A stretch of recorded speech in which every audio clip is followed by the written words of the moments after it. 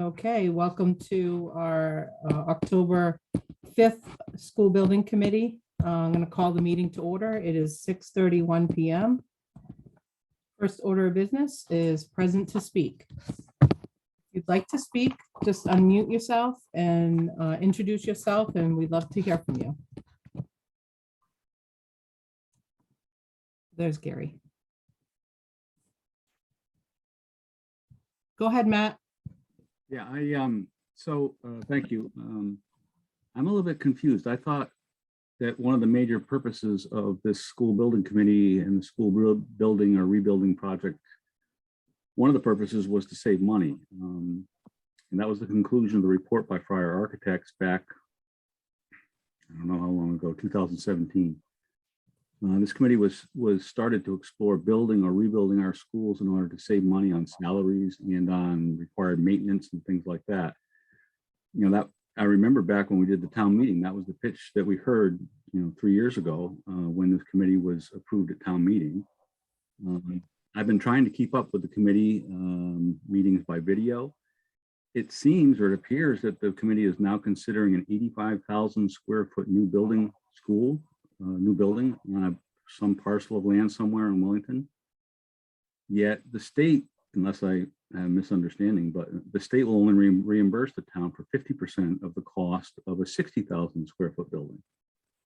So I think the committee is considering building a new school that's 41% bigger than what the state will reimburse us for. It doesn't make much sense to me. Additionally, and separate from that, I've been asking for education specifications at these SBC meetings for at least 6 months. And you've been meeting for 3 years and you still don't have and have not published education specifications. Please make the education specifications the committee and your consultant are using available to the public. Post them online for us to look at. I don't understand what the holdup is.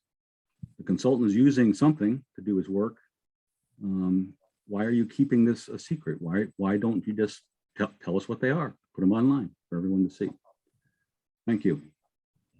Thank you, Matt. Anybody else?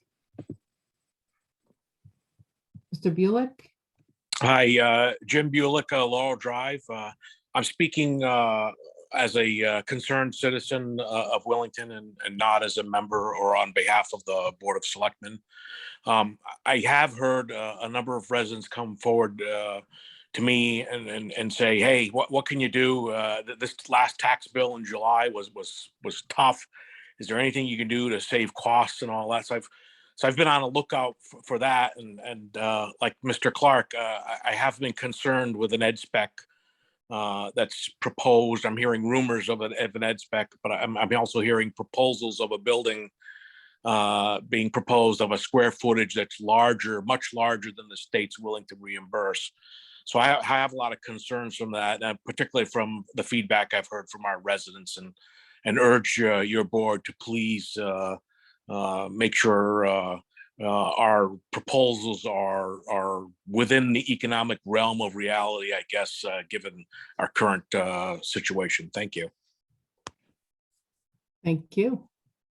Anybody else? We're doing present to speak at the moment. Is there anybody else that would like to say a few words?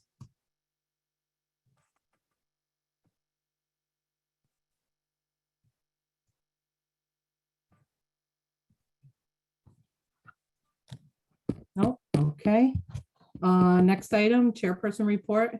I just wanted to let everyone know that we did publish an update with accurate information that talks about the process of what we have been going through. I encourage you to look at that. It was published in the Willington Wire, October 2022. So please go to the town website. There's a link directly to the Willington Wire, and that will give you the latest and greatest of the information. We don't want any misinformation being reported here in this committee from our members or from the public. So again, I encourage everybody to use the resources that we have out there. Facebook page, we've got our email, we've got the Willington Wire, we've got the school building committee posted on the website. on the town website. So please use your resources and please report accurate information when speaking publicly. And again, the Willington Wire was posted, and I want to thank our communications subcommittee for updating that for us.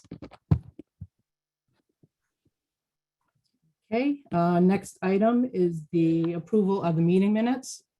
Oh, sorry, Peter, go ahead. I just had a question on your report, Catherine. Yeah. I did read the Willington Wire article, but I don't recall, maybe I missed it. Did you send a draft out of what you were releasing to us in the committee? We did review it in our last meeting, yes. I pulled it up on the screen and I reviewed the paragraphs that were posted. Did you have any questions on what was issued, Peter? I did. Let me know when in the agenda I could address it. Is it something you can email to me? Yes, if you yeah. prefer. Yeah, why don't you do that and then we'll Sure. address it that way. Thank you. Gary, is that your hand? No, okay. All right, so we'll move to the approval of the meeting minutes of September 21st. Is there a motion on the table motion on the floor? Sorry, Mike. To approve the school building committee meeting minutes of September 21st. So moved. Thank you, Erica. Second? Mike? All right, any discussion?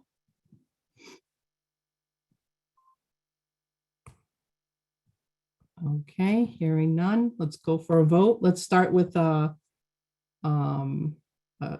overall vote, and then if we have any abstentions, we'll do a roll call vote. So all in favor of approving the school building committee meeting minutes of 9/21/2022, say aye. Aye. Aye. Aye. Any nays? Any abstentions? Okay, motion carries.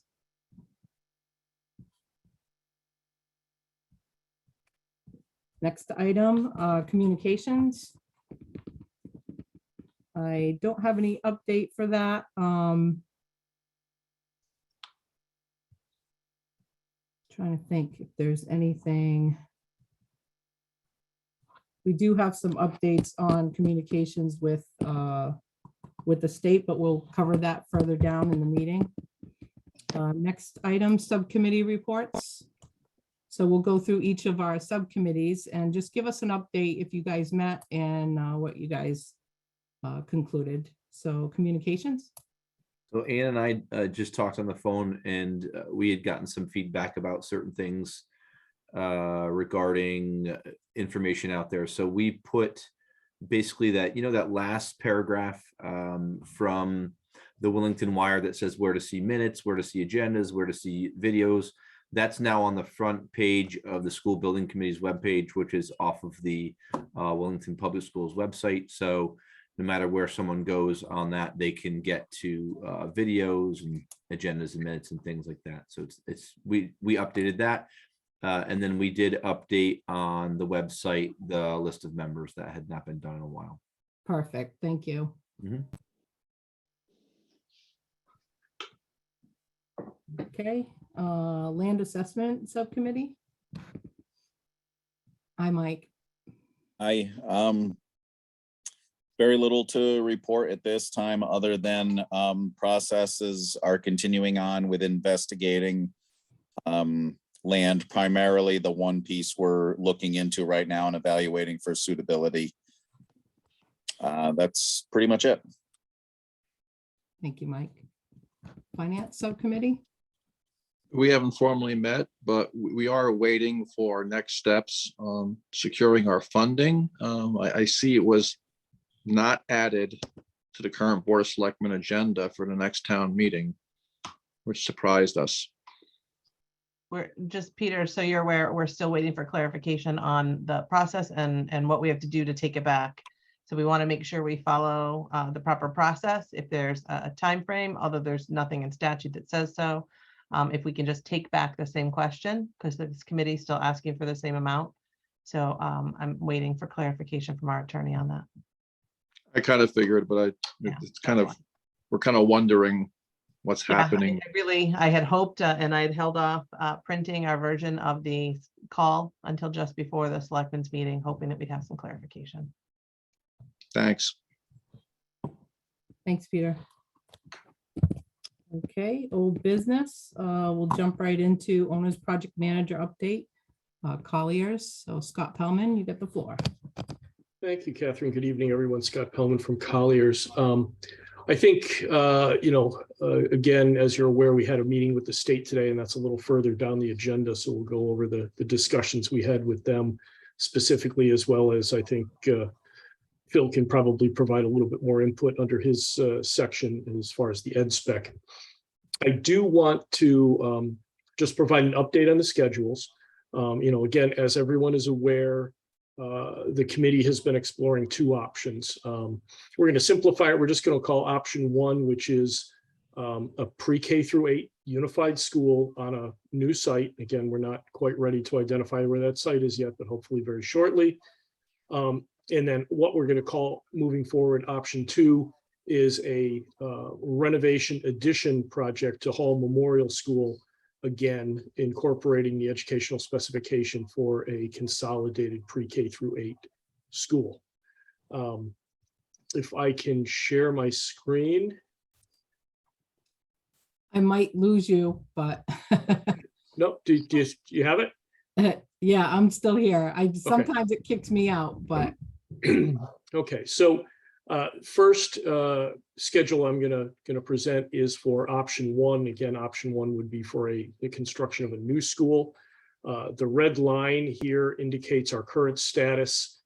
This yellow star indicates Board of Ed approval of the final ed spec, which I think formal approval is pending. Right now, we are in the option refinement and estimating phase.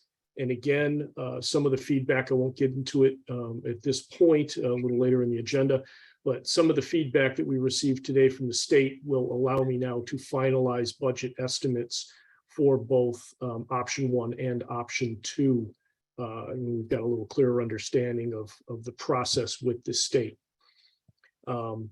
Within both options, option one and option two, we're going to have a sort of a dash A.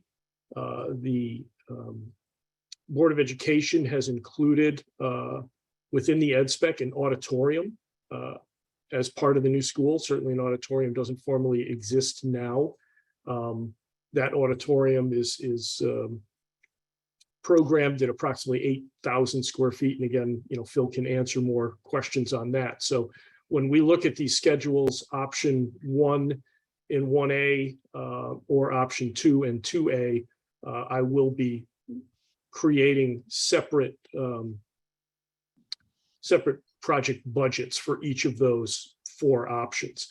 Option 1 and 1A are, from a schedule standpoint, identical. It's anticipated that within the 20-month construction period, we would be able to create the new school or the new school with an auditorium within that construction period. So again, as part of the process, again, to sort of re-educate everyone on part of the process, here's where we are. The process with the state is on or before June 30th of 2023. The town would need to decide, and the committee would need to recommend to referendum a specific project, whether option one or option two. With a successful referendum, then at that point, we would assist the town in submitting a grant application to the state for the project that was approved. That would be submitted and is represented on this red star here. It's always good to get it in a little early in case the state has some questions, requires a little bit more information. Even though the deadline is June 30th, in this case, we'd like to try and get that in by May 1st. Assuming a successful referendum, we're recommending that we would start to look to procure an architect to start the design process. So this represents a couple months right along each side of the referendum. Again, we would not sign a contract. There would be no expenditures if the referendum failed, and if we were just soliciting proposals from architects. At that point, those proposals would be null and void, and the committee would need to regroup moving forward and provide further direction on what the next steps would be. This schedule, again, assumes a successful referendum. We get the architect on board. We're anticipating a 12-month design process, some additional review, final cost estimating, code review process, Board of Ed approvals at the end of June of 2024. This red bar is a submission to the state. So the state has to review your project, then make sure it conforms to the ed spec, the budget that was originally filed in the grant application, and they give you approval to go out to bid. Now, the key factor here is we submit the grant application prior to June 30th in 2023. It goes through a process at the state. It gets formally put onto a priority list in the fall going into December of 2023. And then the state legislature normally approves the funding for the project in July, typically on or before July 1st of 2024. So from the grant application to the formal funding approval, it takes approximately 1 year. This represents then getting the funding approval, bidding out the project, and then starting construction once your funding has been secured. Again, we're anticipating, we've done a lot of new projects of this size and scale. We firmly believe 20 months is more than adequate to design a facility. This gives us 2 months for moving in furniture and equipment, training, getting the teachers up to date and moved in, and then a closeout period. So the key here is that this project could be completed, students moving into a new school by the fall of 2026. The second option, again, which we're calling option 2, would be a renovation. It's really, as the state refers to it, it's called an alteration and extension. Apologize, I see there's a typo here, I'm missing a T, but it would be an alteration extension project. I think the intent, again, would be to follow the ed spec. The same design process that I just laid out with option 1 would be followed for option 2. Getting our architect, assuming, again, a successful referendum on or before the beginning of March 2023. And this schedule that was developed, as well as the new construction schedule, if we were going to hit the fall of 26, and you can see that the majority of the building, the move-in would be anticipated 1 year later because of the renovation process and working in an occupied school by the fall of 27. If we are not successful, if the town is not successful passing a referendum by March 1st of next year, we feel that we would, in essence, just lose a year. You're not going to open up a new school mid-year. That comes with a lot of challenges. Certainly, that's something we could address with the schedule, but this is kind of our best case scenario, having that referendum on or before March 1st, 2023. What we would propose within this, again, you can see this green line is our funding approval on or before July 1st, 2024, creating an early site package. If the committee recalls, some meetings back, we presented a very high-level concept of where the additions could be constructed on the existing site. The only real adequate location for a school addition is where the current septic field is. There's also going to be some significant site rework of moving soil down to try and create a larger, flatter area, creating area for the construction laydown process period to work. So we would propose an early site implementing package that could be bid and get ready, capture this summer here, start getting some of that site work done prior to the kids coming back in the fall. With the completion of the new septic field and some of that site work, we would get the new, what we're calling the additions renovation project bid. The first step of that would be creating a new 2-story addition. just adjacent to the existing gymnasium. We anticipate that that addition could be completed within approximately 18 months. What this does then is allows the existing middle school students and staff to transition into that two-story addition. It's being designed for final occupancy by the lower elementary grades, but again, we could use and fit out those classrooms on a temporary basis for the higher grades. So the students would transition into the two-story addition. That At that point, Scott, just a quick thing, that essentially ends up being our swing space, if you will. correct, yeah. Yeah. When I say that the students move into there, and they would also move into the rooms that would be formerly occupied by the pre-K through 4 grades once center school moves over. But this is your swing space to free up other areas so we can continue to renovate the building over the next 4, critical phases over those 2 summers. And then the spaces that have been unoccupied where students relocated during the school year. At that point, then the proposal would be to demo the existing 2-story academic wing that's closest to Route 3032 that doesn't take that appendage off of the existing Hall Memorial School.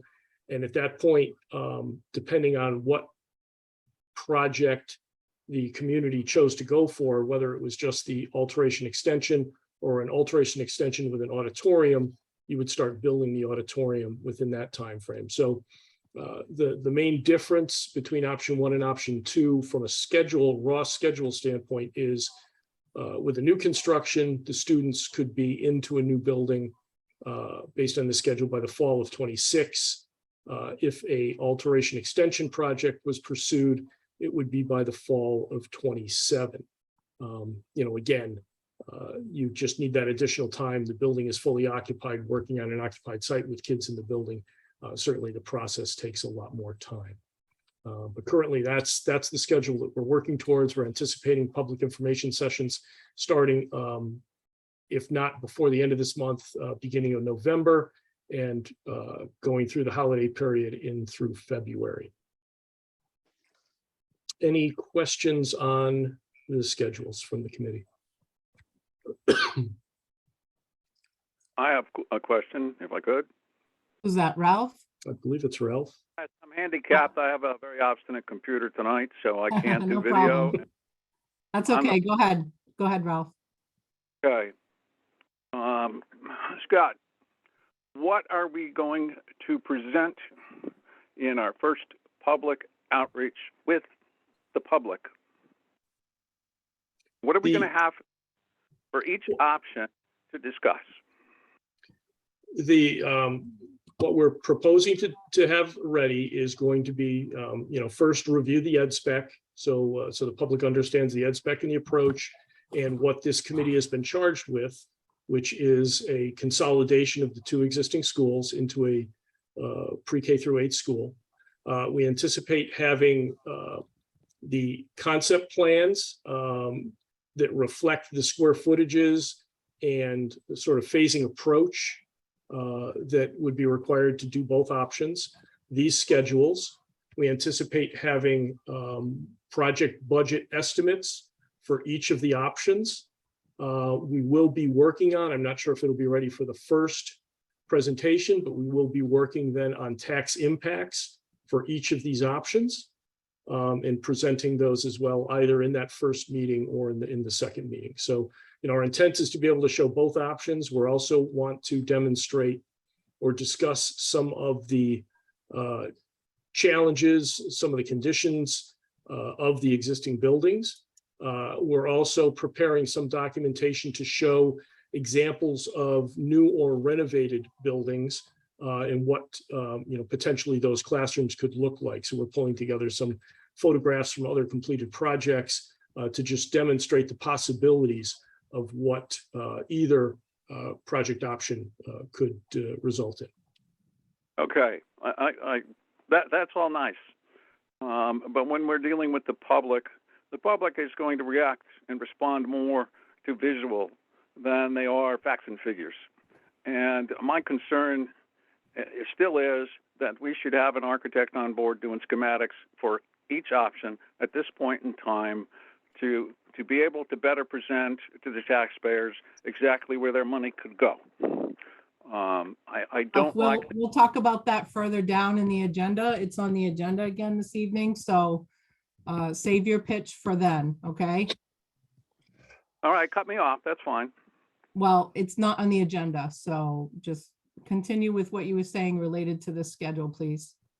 Okay, again, I'm concerned about this committee making a decision as to which option to move forward with when we really are going to need public support prior to determining which option is appropriate for Willington. Well, that's a great point, Ralph. In discussions, with Catherine, no one is stating that this committee will make a decision or render a preferred option without significant input from the public and feedback from the public. So again, the approach is going to be as quickly as we can now that we've had our meeting with the state, which we'll discuss, and we're very close to having our finalized ed spec, is getting the information, both options, with costs, with schedules, out to the public for discussion, allow the public to ask questions, allow this committee and everyone involved to respond to those questions.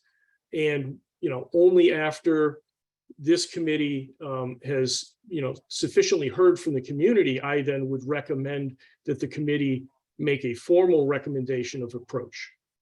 Yeah, and that message that you just said, Scott, has been talked about for months in our school building committee meeting. So I'm not sure where Ralph is getting the idea that we're going to be making a decision without community input.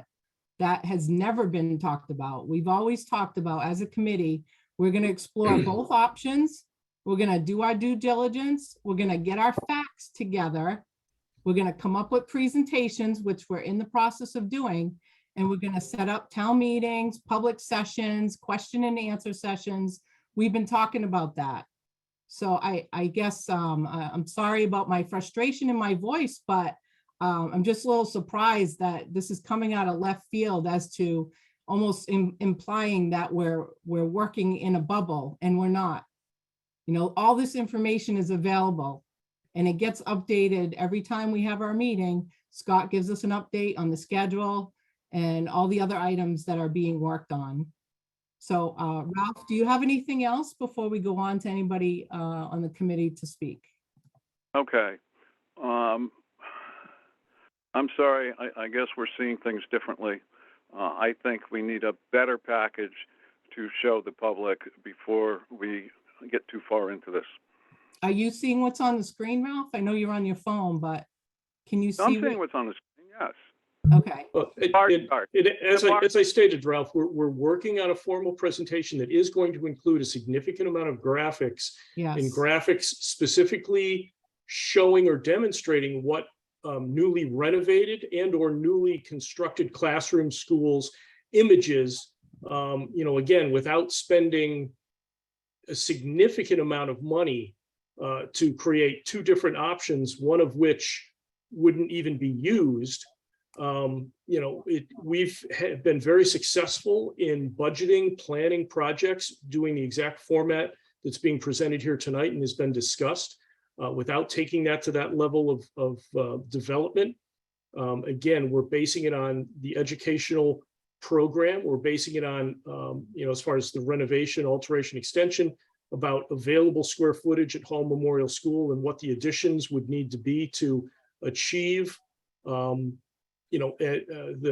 required ed spec program. It's not meant to be a final solution. It's just meant to understand how much area could be altered and renovated and how much area would be required for new.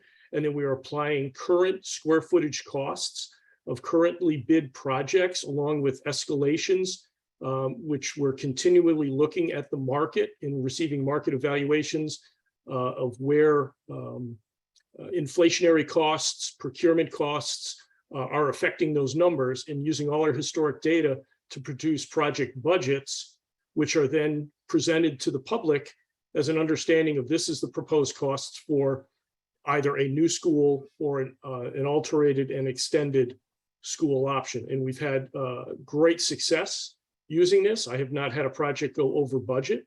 And we've been able to achieve the ed specs and the goals within the timelines that we've put together. So we've had a lot of historical success with this method. And I'm hoping once we get the presentation formalized, maybe we'll be able to change your opinion. Can I ask a question? With respect to this bar chart or option 1, at what point in that process did Mansfield bring on an architect to do schematics? Mansfield is a completely different community, and they had a completely different funding source and opportunity. So you could also compare it to the city of Hartford again, which, everyone does things a little bit differently. And we've had a number of communities, and again, I don't want to start listing specific communities, but the majority of don't go to the level of development that you're suggesting. I'm just talking about schematics. I'm not talking about design. Okay. The other thing is schematics are part of design. It is part of the design process, Ralph. And we do have to pay for that. You engage an architect, you have to pay for that. But again, it's not on the agenda. It's not at the agenda at this time. When we get to it, you can say everything you want to say on that item, okay? Can I ask one more question about option 1? One more question, and then I'm moving on to the rest of the committee members. That's fine. Are we looking at a 1-story or 2-story building for option 1? 2. 2-story addition and the removal of the 2-story wing that has been constructed along Route 32. So it's a 2-story option of an addition, and then the elimination of that front wing provides either future expansion or an area for an auditorium if the town chooses to go in that direction.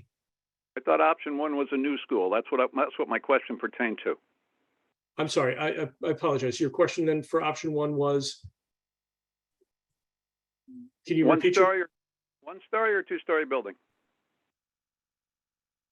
Most likely a 2-story building. Typically with pre-K-8, we see a separation of grade levels. There are some efficiencies in limiting roof area at times versus a 1-story sprawling building with all the foundations associated. So again, that's not my decision, but historically what we're seeing is it would be a combination, but there's a number of program spaces that need to be on the first floor, but for overall building efficiencies, we normally see a pre-K through 8 with the higher grades on a second floor. Okay. It's just never been discussed or decided. Okay, move on. Okay, Peter, I saw your hand up. Oh, thank you, Catherine, because I got thrown off there for a while and I came back in the middle of Ralph and I'm a little behind, so I'm catching up. A couple of questions. One, this timeline, this is a question to you, Catherine, actually, and then I have a question for Scott. Can we put this on the school building committee town site so people can see it? Is that possible? I know it's in our Google Drive, but can we put it out there for people to see so they have some sense of all this? You mean the latest updated schedule for the 2 options? Yes.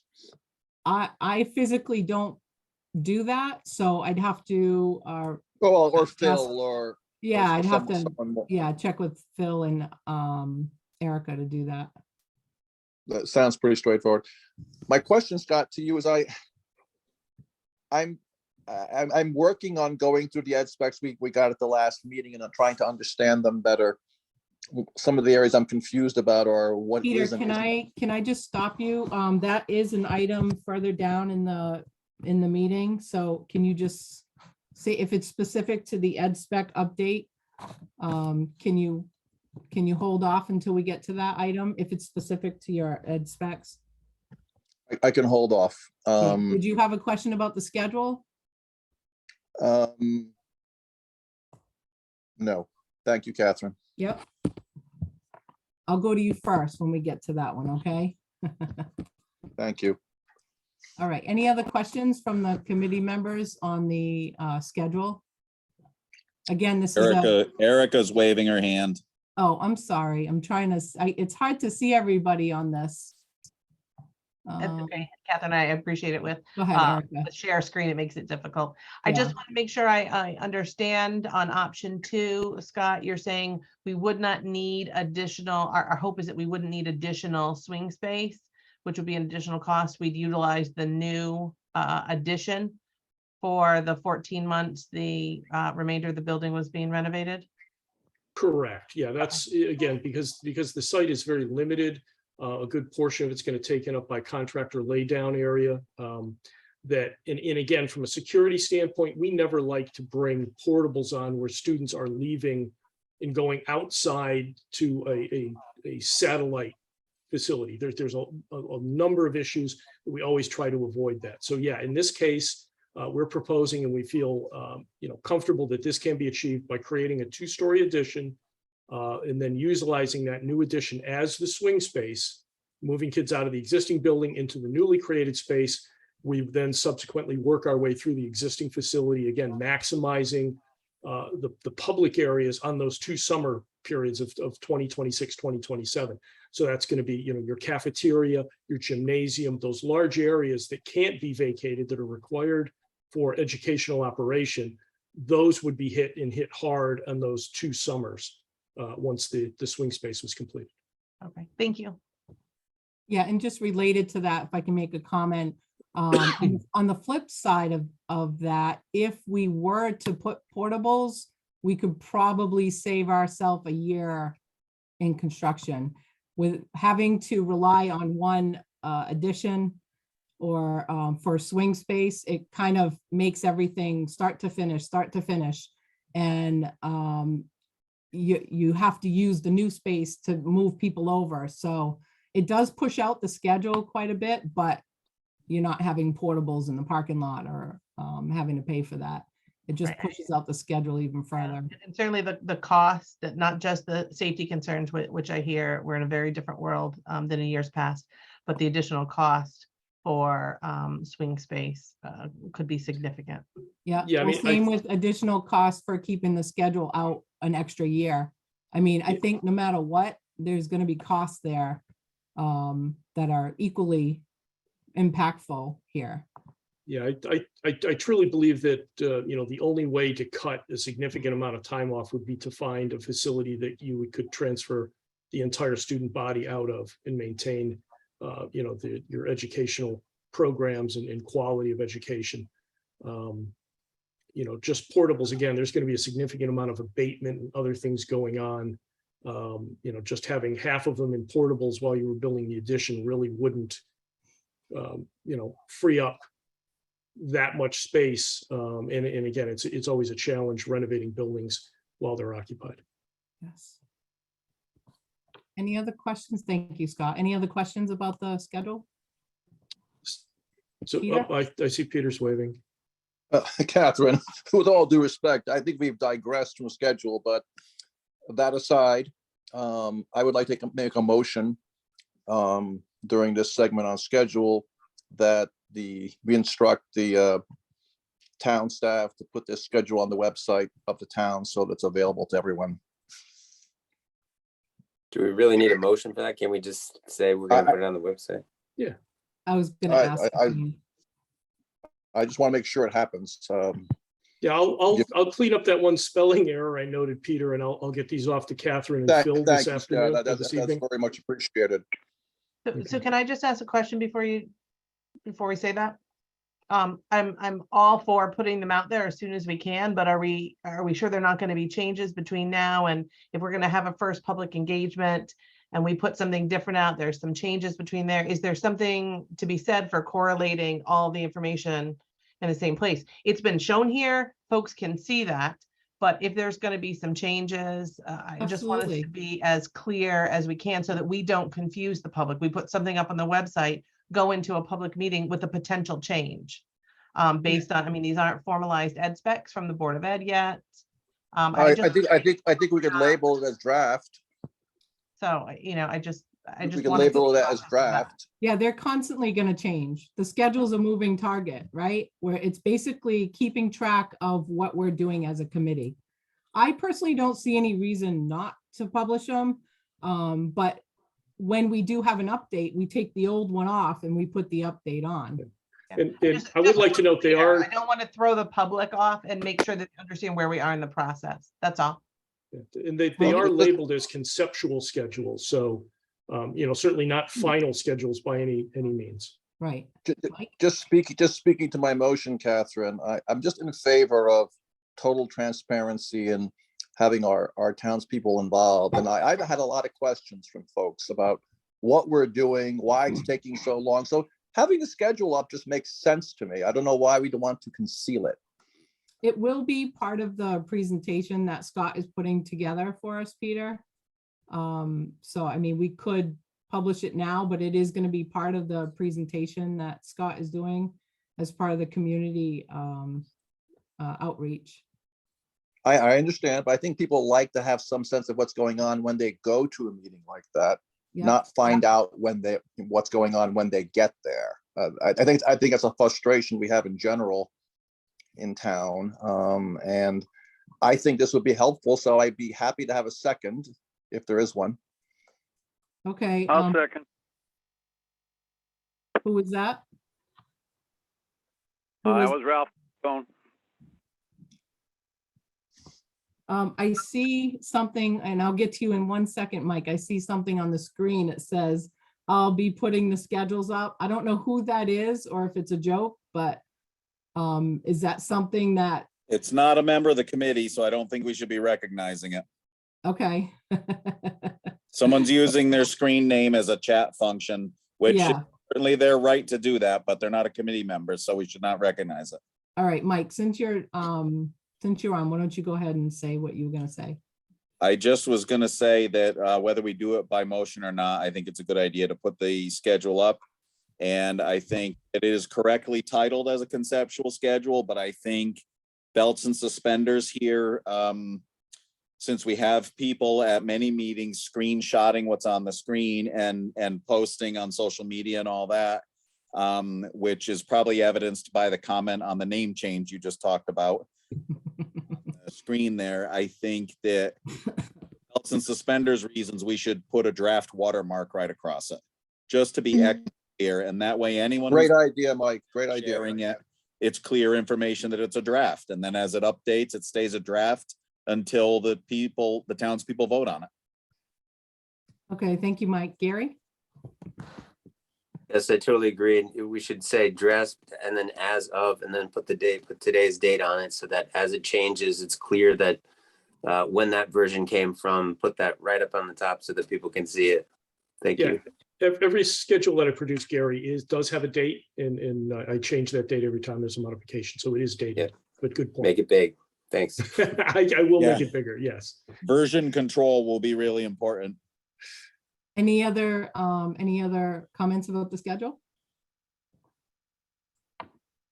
All right, and then Catherine, if I may, just one other thing, and since the committee has been referencing a very successful project in Mansfield that's ongoing.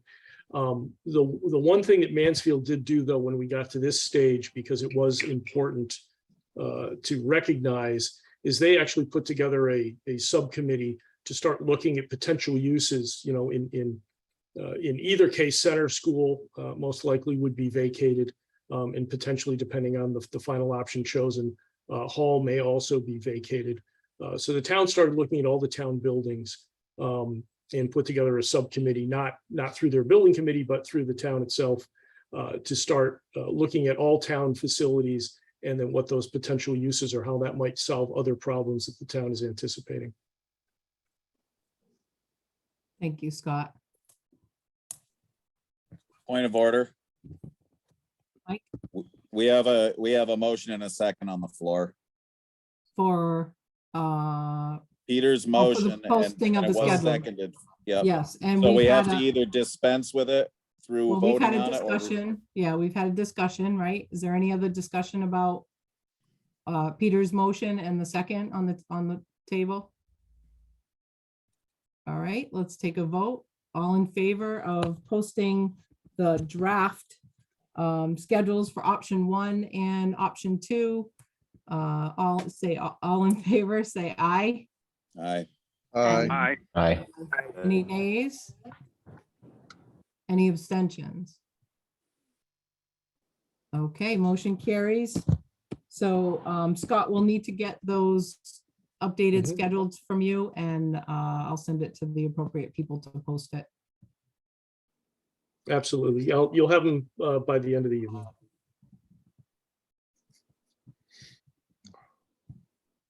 Okay, thank you for bringing that up, Mike. Any other questions on the schedule or the update that Scott just brought up? Peter?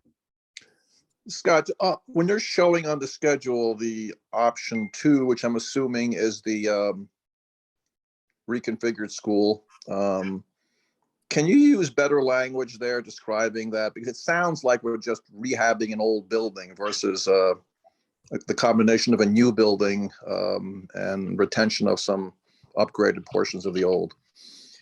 Yeah, I'm utilizing, and again, we'll probably get to it when we talk about our meeting with the state, but this type of a project is referred to with the state of Connecticut as an AE, or an alteration extension project. So just trying to parallel the state terminology when discussing about the project. Understood. I just wanted the community to have a better understanding of it, and it seems like language that's not clear. But if it's state language, then I understand why. Erica? To that point, Scott, so we were using renovation to new, and that was language we were taking from the state. Is this project different than what we were thinking as renovation to new? And I don't know, Catherine, do we want to hold on this until we get to that point on Okay. the agenda? Okay, if it's going to be in that discussion, then I will hold my question.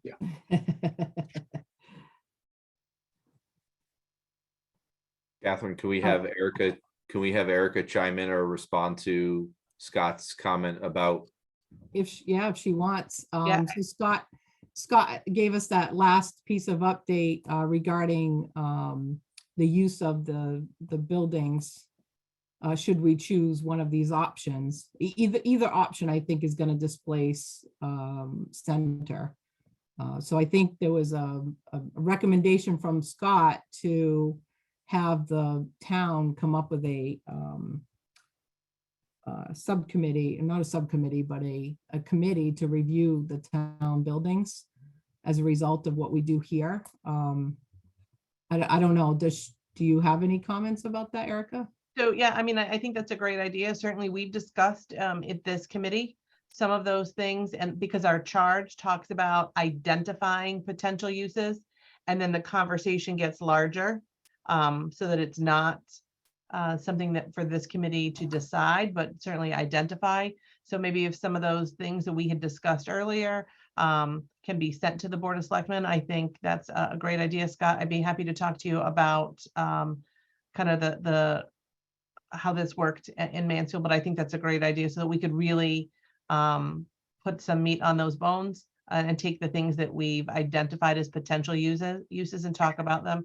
The town, the Board of Selectmen has already submitted a CIP request last year to do a facility study, simply because we knew with a potential project, there could be one, if not two buildings left unused, and how that played into all town facilities. So I think it's a great idea. But currently, we don't have a committee set up for that, right? No, but I think I heard Scott say that would be a separate committee through the Board of Selectmen, not the school building committee. Is that Yeah. correct? Well, maybe we can put it on the agenda for our next meeting and make a motion then, because it's not on the agenda tonight. So Yeah. I think if we put it on the next agenda, and then we can review some of the discussions we've had in the past as a committee of what to do, some potential ideas, because I know we did discuss that. Right. So I'll put that on the agenda for next meeting. All right, so that concludes the owner's project manager update. Next item is the community outreach task group. As I mentioned in our last meeting, we've been, a few of us from the school building committee, myself, Mike, Ralph, and Ann have been meeting as a task group to come up with a outreach presentation that gives information about the school building committee, who we are, when we were created. We've been created for 2 years now, not 3 years. And we've been meeting almost 2 years now. And we have done quite a bit, and we have a presentation that's going to outline all of that. It talks about the members and gives a bunch of links to additional information to learn about the school building committee and what we've been doing and our next steps. This is a separate presentation that we're going to be posting very soon, hopefully in the next couple weeks. And there's a separate presentation that we talked about earlier that Scott mentioned in his update. So do any of the task group members have anything to add to that? Okay, Ed Spec update. We put this on the agenda again for this meeting because there may have been some people who weren't in attendance at our last meeting where we had a discussion about the Ed Specs and the update. So here's another opportunity if you guys did have a chance to look at the Ed Specs that were sent from Phil. And if you have any specific comments about what's in there or what the process has been like. And so we'll open it up for the discussion. And Peter, do you want to start? I'm sorry, I told Peter I would go to him because he had a question about the Ed Specs, so. That's very kind of you, Catherine. Sure. One specific question, as I was working through it, I was confused, I suppose, by what a classroom is. Like there were a lot of rooms that were in the classroom tally that didn't seem like classrooms, or at least to me. And I was trying to understand that and then compare it to when I walked through the two buildings where I was able to count the actual classrooms that were used as classrooms. Can I be told, definitively how many classrooms are in this new building that aren't specialized rooms, or some of the things that I saw, but that yet seem to be in the tally of classrooms? That was a specific question I had. My kind of larger question is, this Ed Spec seems radically different to me than the one we were discussing, and I was expecting that would mirror what the state would approve for reimbursement and what the state formula seemed to allow, that Phil was speaking about for quite some time in the past year and a half, for the enrollment that we have and the enrollment that we have projected. And I'm concerned about this, and is this a fait accompli? This is what we have to go with as a committee, because that's not how it worked when I was on the 1990 committee. We discussed this and there was a back and forth between us and the Board of Education.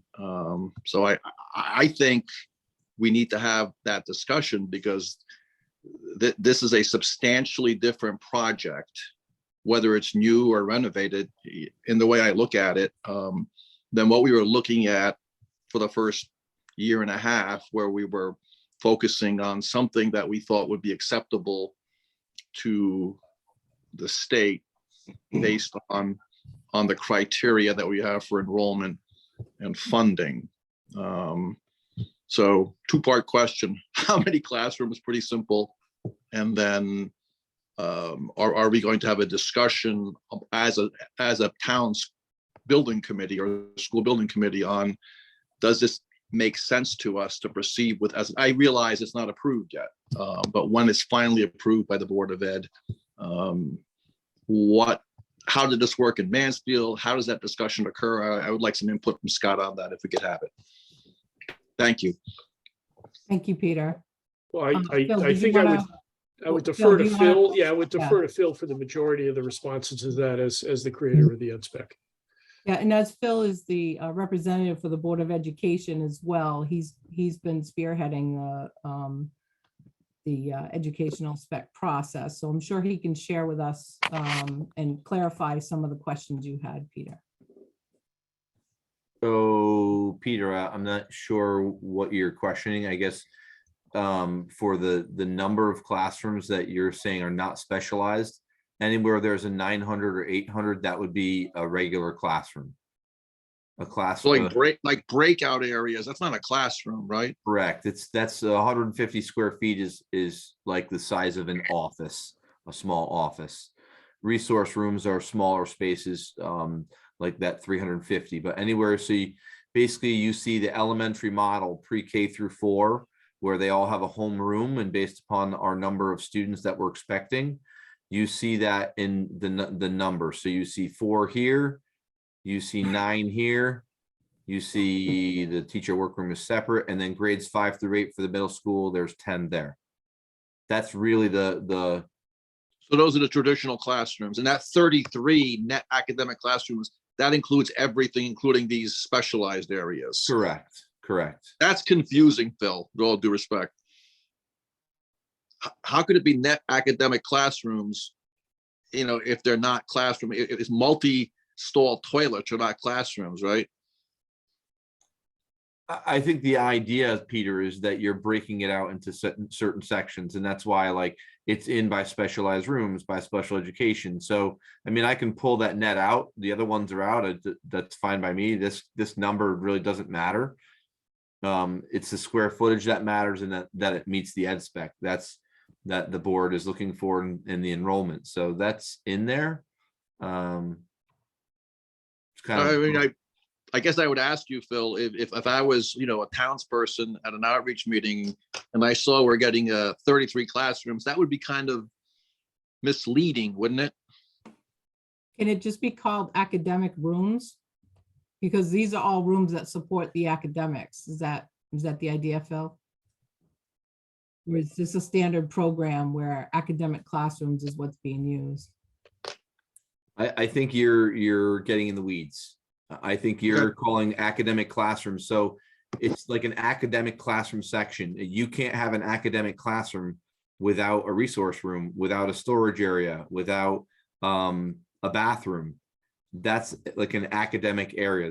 That's basically what you're looking at. I think I understand now. Thank you. Yeah.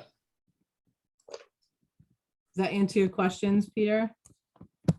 One of them, yes. One of them? I have two. Can I ask a follow-up on that exact question just before we leave it? Go ahead, Mike.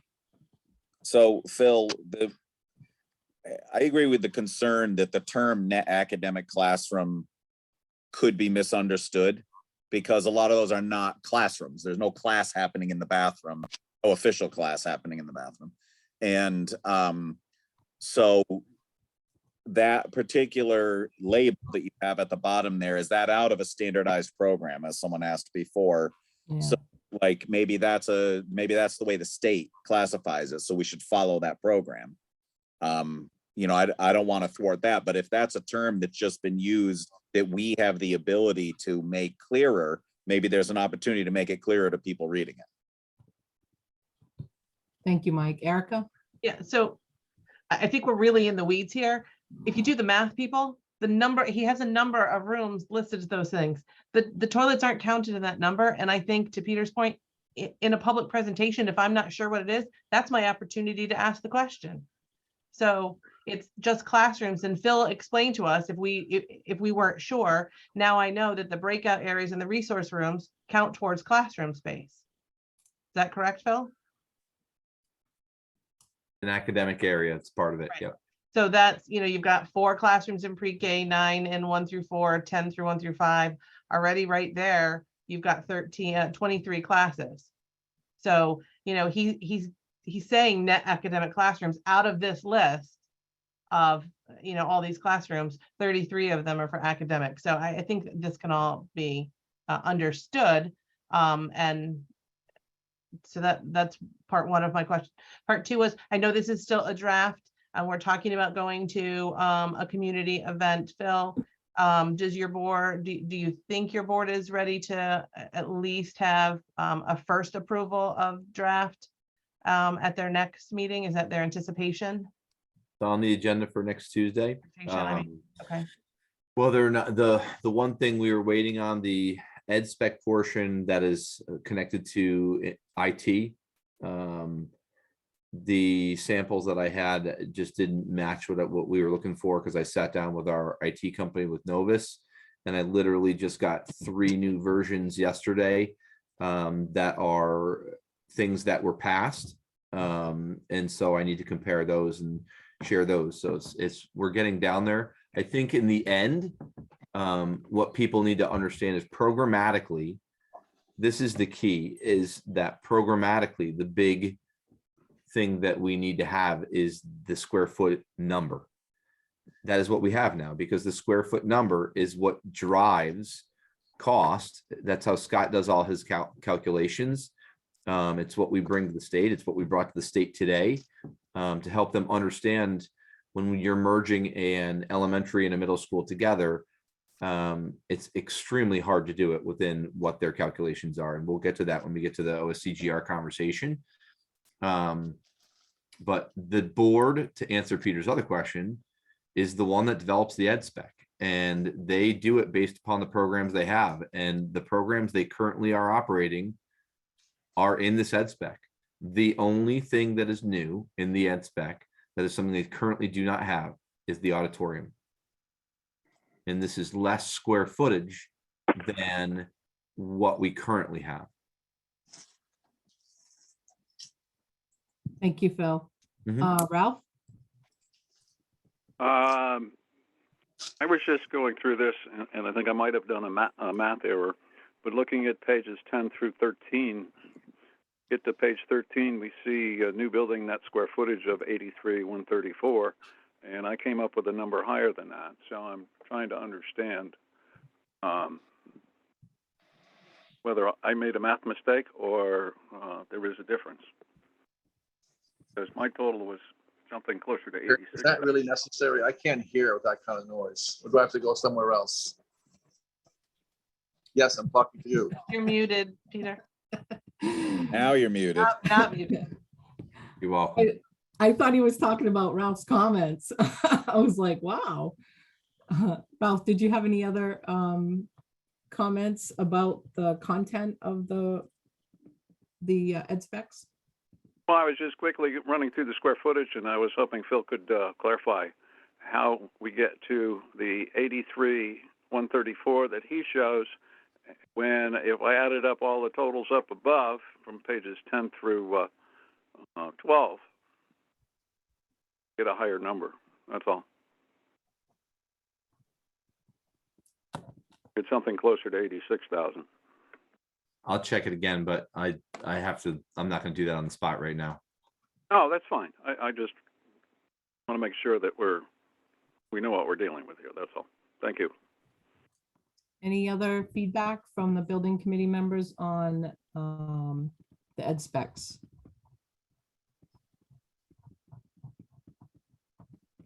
Oh, Erica? Sorry.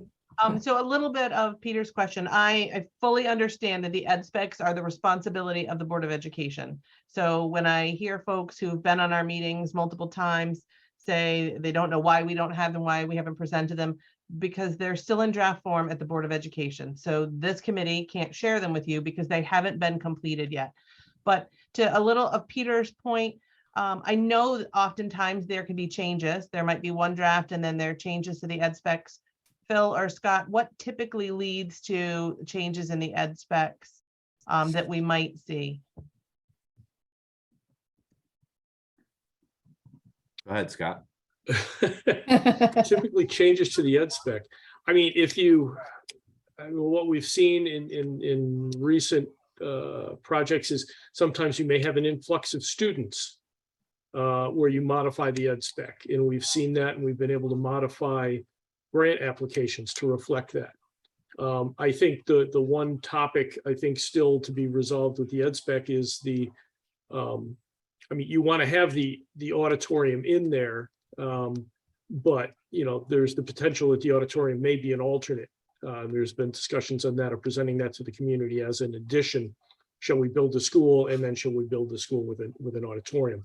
So there may be some subtle language placed within the ed spec to address that. Really outside of that, we don't see normally once the ed specs are presented, and created, which really reflect your current educational programs. I wouldn't anticipate a lot of additional changes.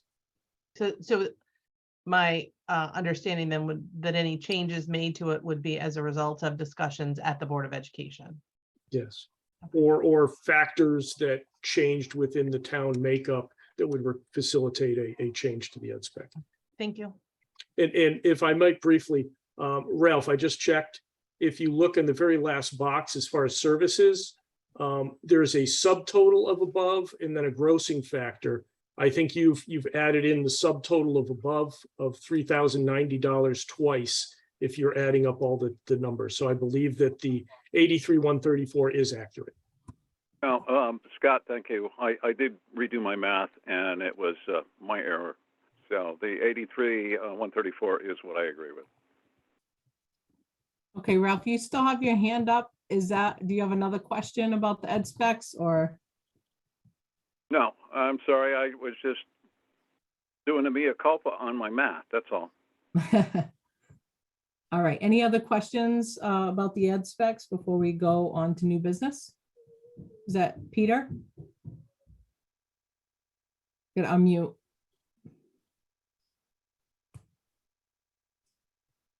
Unmuted. I was hoping to get a response to my second question. Why we're looking at a substantially larger building than we were anticipating that would be supported by state and reimbursement. The way I understood Phil's response was that, well, it's kind of what it was, all along. And going from a 60,000 square foot building to almost a 90,000 square foot building does not seem like the same thing to me. I think we were in the last meeting at somewhere around 84,000. And I think it's increasing since then based on different changes. So I think that's worthy of discussion. I understand that's what the Board of Ed wants. Is it what this committee wants to pursue and present to the town is my question. And I think we should have a discussion of that and come to a decision of some kind. Well, Peter, I think part of that's going to hold be in on, the Scott. Peter, you've set the stage for our next new business item. So if there's no objections, I'd like to just roll right into that. I think reviewing that next new business item regarding the meeting with the Office of School Construction Grants and Review. Oh, great. But before you roll, Catherine, I need to make a motion. And I would like to move that the draft ed specs also be posted and available to the public. So unfortunately, that is not in our control. It's part of the Board of Education that they're producing those ed specs, so. But we received the draft copy in our last meeting. Yeah, I'll defer to Erica and Phil on that then. I would say there's a motion. If it gets a second, it gets discussion. If it doesn't, then we move forward. Okay. And if I can speak to my motion, Catherine. Yep. I think there needs to be a second in order for there to be discussion. There's a Okay. motion So on. let's do that. We have a motion on the table for posting the draft ed specs to the website. Is there a second? Mike, I I'll saw your second for- hand up. Was that? I will second for discussion. It's Ralph. Thank you, Ralph. Okay, discussion. I'd like to speak to my motion, Catherine. Go ahead. I think it's important. We've been under a lot of public criticism for not sharing this information and the lengthy amount of time it's taken to receive any form of them. So I think it's just reasonable to give people some idea of where we are. Thank you. Thank you, Mike. I completely understand the reason and the motivation for wanting to publish it. However, since it is not our work product and it's in draft, I think we should only be addressing it as a communication and a subject of our meeting. So it has been discussed on the screen, it's being discussed publicly, and it is available as part of our communications. But as far as taking the step of publishing it somewhere, I don't think that's maybe as much in our purview, since it's not our product and it's not finalized. It's a working document. So that's my opinion on it. Any other discussion on this item? Gary has his hand up. Oh, sorry. Gary, go ahead.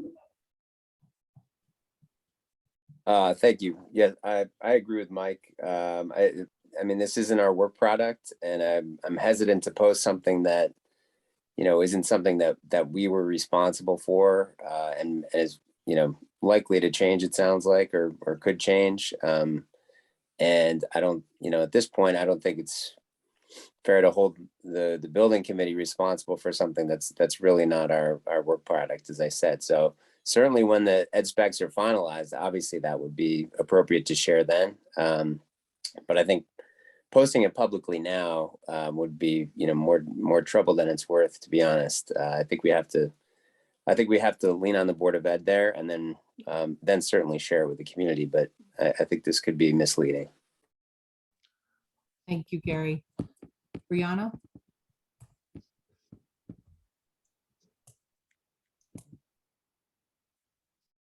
Nothing? Nope, not at this time. Thank you. Peter? Well, Oh, respectfully, Sorry, Pete. respect- Sorry, go ahead. Yeah, Justin, I'll get to you next. please let Justin contribute. I've spoken twice already. If you can come back to me, I appreciate it. All righty, Justin? My comments just, I understand the reasoning and why. I'm just concerned with the Board of Ed being the kind of the control of the document, that I think we should be leaning on them to be posting it more than us. Thank you. And if I may comment, I agree with Gary and Mike and what Justin was just saying. This is a work product of the Board of Ed. I would encourage you though, Peter, to make the request to the Board of Education to post it, because I do think this is good information that the public should have a look at. But again, out of this committee, it's not our work product, so. But go ahead, if you had some more comments. Well, yeah, if I could just politely disagree with everyone. We're also saying, while we're disowning this document and distancing ourselves from it, we're also saying that Scott, our consultant, is using it on a daily basis to formulate everything he's doing. And again, respectfully, I would submit that's very confusing to the public. Well, it's not a real document.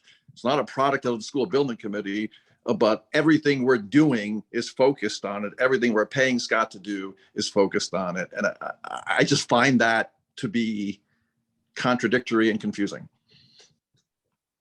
Imagine how the public must view it. Thank you, Peter.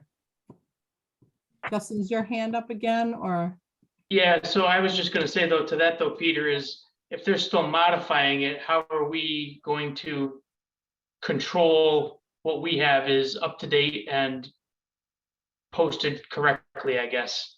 We're using it, it's a guide for us as the committee of what needs to be done, but until it's, I don't know, I trying to think of what the right thing to do here is. How about calling it a draft, like we are the schedule we're publishing? Mike? To Peter's comment, the difference is the schedule is a product of this committee. The Board of Ed, I believe I heard the Board of Ed is potentially about to finalize this. Once they've created a final draft and communicate it back to us, then I think we absolutely should add it to our published materials, because it's very relevant to the work we're doing. It's just because it's in draft right now and it's not our work product, I think we should throw that back to the Board of Ed. And, it's not a secret. We have it on our screen. We're not hiding it. We're just saying, Board of Ed, finish it and get your finished product to us, so we can make that the final document. And then we'll certainly add it to all the stuff that we're communicating. It's not a secret. It's just version control. Thank you, Mike. Ralph? Okay, just to add to the conversation here, anyone with a little bit of computer savvy can do screen grabs of that entire, at least the total area, the spaces, and publish them on Facebook. So they're going to get to the 83,000 square feet. That document's going to be published. It's just going to be unauthorized. To make it obviously a work in progress draft version, it'll get out there. I think everyone makes a compelling argument about the fact that it's not our work product. I get that, and but it will get out. Thank you, That's Ralph. my- Erica? I agree with that. Everyone has said here. Why don't we communicate with the Board of Ed and see if they're willing to put their draft document out? And if they're comfortable with that, then, and with us putting it out, then we do that. How about if we just have a little bit of communication between the boards? I don't think there's anything wrong with that. Phil, would you mind bringing that to the board and make that request? Will do. Thank you. Any other discussion on this item?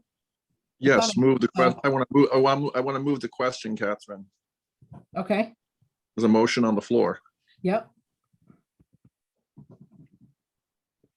All right, so we vote then, right? We got a motion and then we got a second from Ralph. We just had a discussion.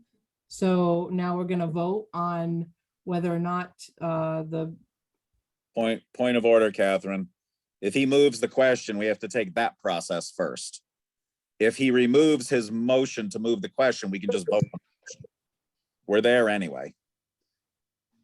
Moving the question is intended to stop discussion.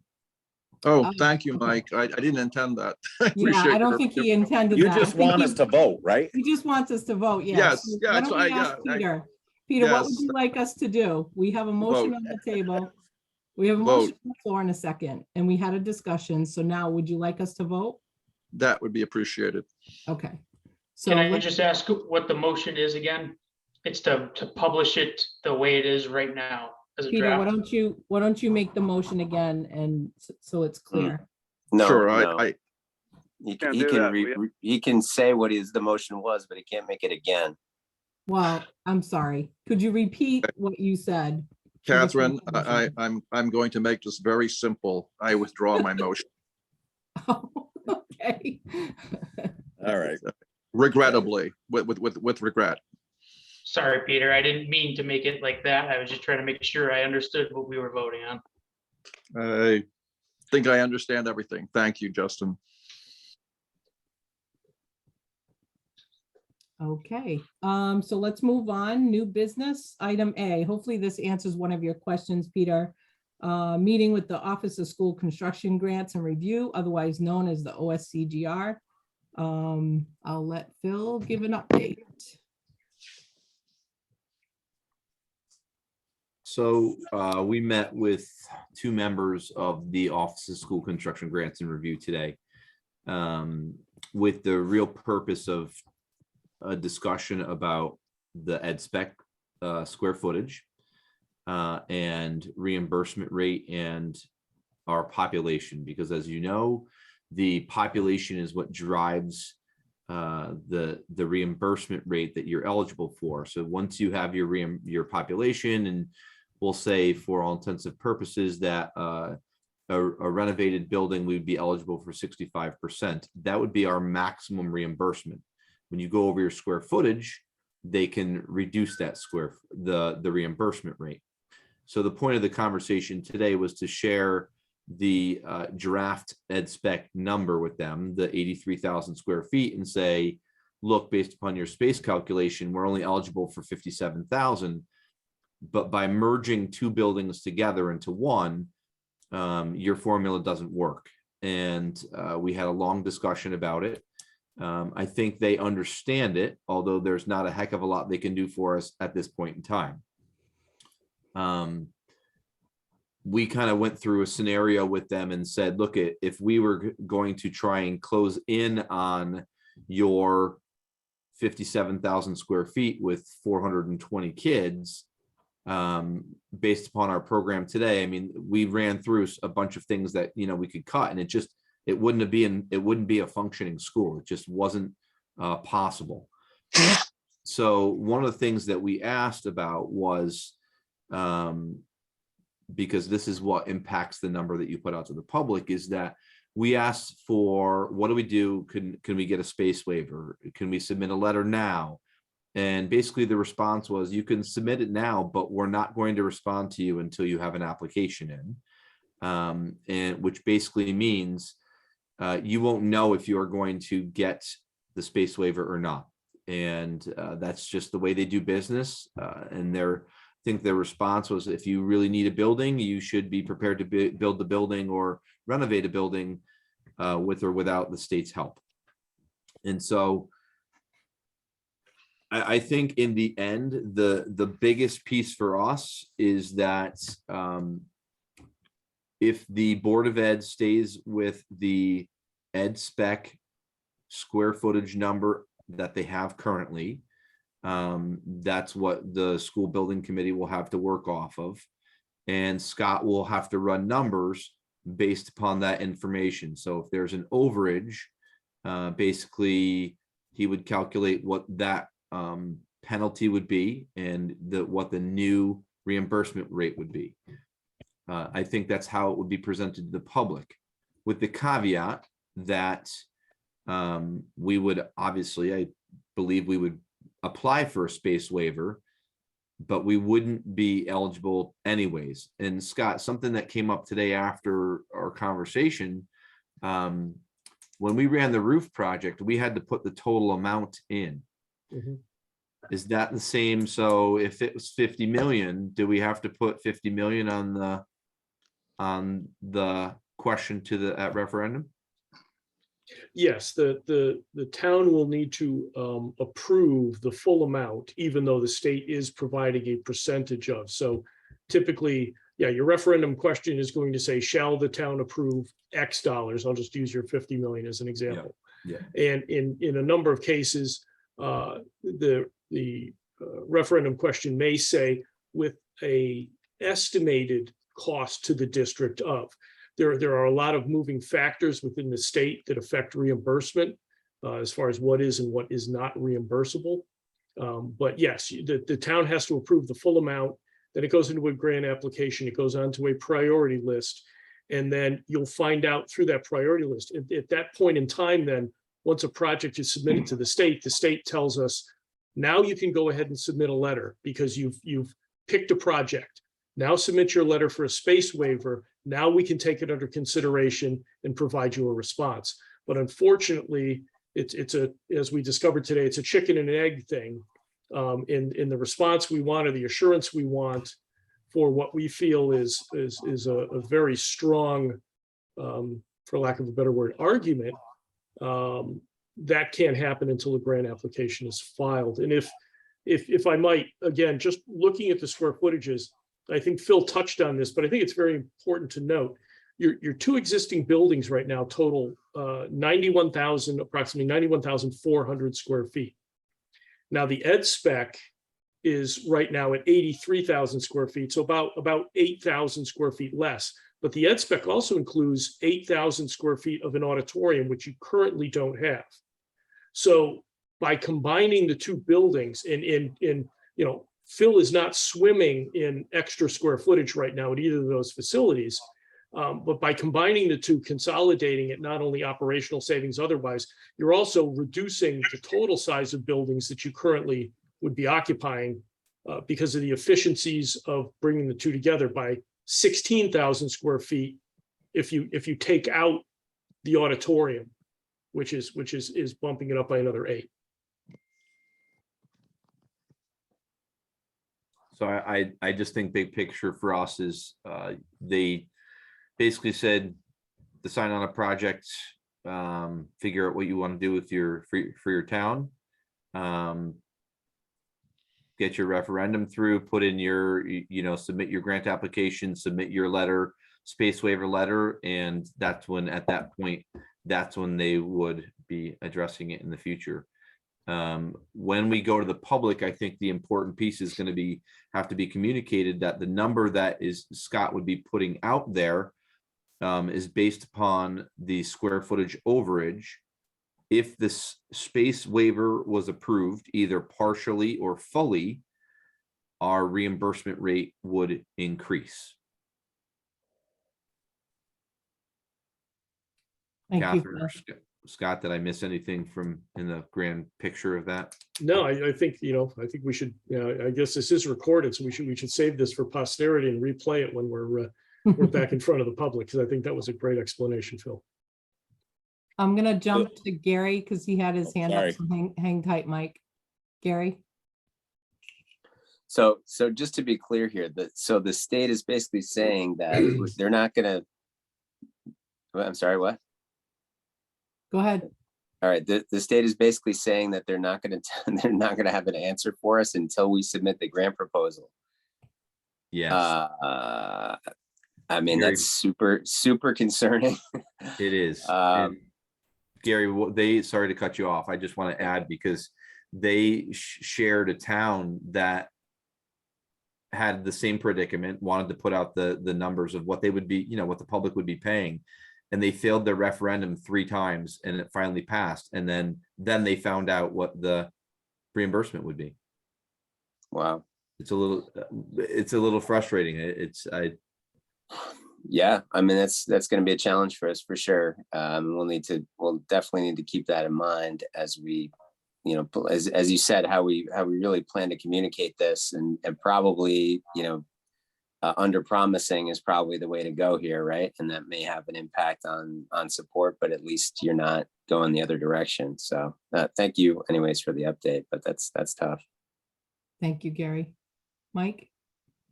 I just want to go back to the tail end of Phil's comments there. I'm not sure if I didn't hear it right, but could you just explain again what that last part was that would allow the reimbursement rate to go back up? Sure, that's the space waiver. And so I think there was, I would dare to say there was verbal support today. They listened to our bullet points in our conversation today about, you need to have good reason to get a space waiver. And the things that we were sharing, whether it's age of the building, population and moving to one building, there's a whole list of things that we could, you would share as part of a request for a space waiver. Basically what happens is once that grant application is in and then they get that space waiver, you can either get a partial space waiver or a full space waiver. The full space waiver would bring you up to, and Scott, correct me if I'm wrong, up to the number that you present to them as appropriate. And I think that what I heard today was they'll work with you to develop that number if it need to, they go through the program obviously too. The partial space waiver would be, we're going to allow you to have some additional square footage, but we're not going to give it to you, all of it. And depending on what they allow, if anything at all, that's where the reimbursement rate changes. So let's say for new, if we were at 57,000 square feet, everything applied, and our reimbursement rate was 55%, we would get 55%.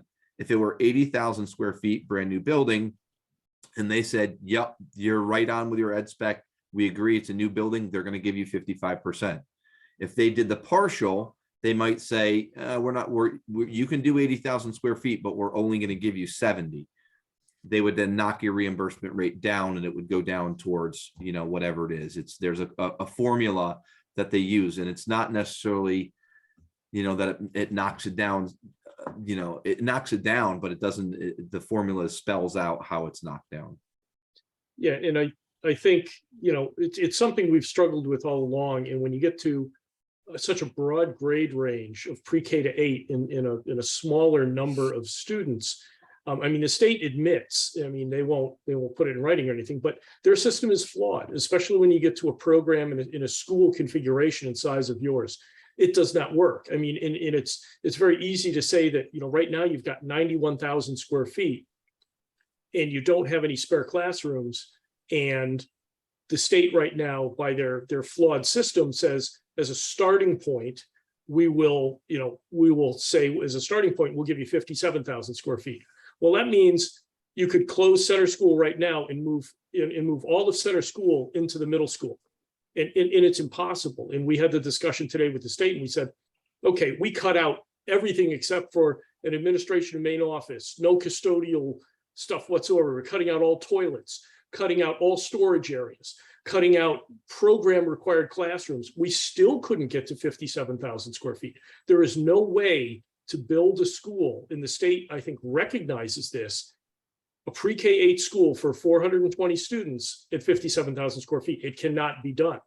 And so, but again, unfortunately, our hands are tied because of their process, is we can't have a meaningful discussion or bring that space waiver to them formally until the town selects a project, option 1 or option 2, and submits the grant application. Peter, does that answer your question? I need a point of clarification from Phil, not from Scott. In the numbers the state looked at, was the auditorium in or out? Was it an alternate, or was it part of the 83,000 square feet we're requesting? It was in. It's currently in, and it's part of the. So if we made that an alternative, what does that do for this whole horrible situation we're now facing? We talked about that. I'm sorry, did I miss it? No, not here. I'm sorry. We talked about that in the meeting. Without a space waiver, I'm sorry, Catherine, without a space waiver, Peter, it would improve the amount of square footage you're over the state allotted. But certainly they realize, and one of the first things that the state reviewer said today when we were meeting with is, this isn't just an elementary school, it's a middle school. You have to have a middle school gym, you have to have a cafeteria, and she said specifically right out of the gate, you need to have an auditorium. So, they're recognizing that fact. Again, I think it lands further credibility to those space waiver discussions, because they're even saying, this is a space you need to have in this school. And they're recognizing the fact that their system, when you get down to a broad range of, again, as I stated, broad range of grade levels in a very small number, it doesn't work. But unfortunately, we can't have those discussions until after you file a grant application. Exactly. I was just going to say that. So right now, Peter, we have not submitted anything to the state. But even in the informal discussions, Catherine, it doesn't help us to take the auditorium out as an alternate. That doesn't help us, you're saying. Is that No, what I'm it understanding? would reduce the overage. So let's say that we're over by 25,000 square feet. If we take out the auditorium and don't include that in the square footage, then now we're not over 25,000, we're over some other number, some other lesser number.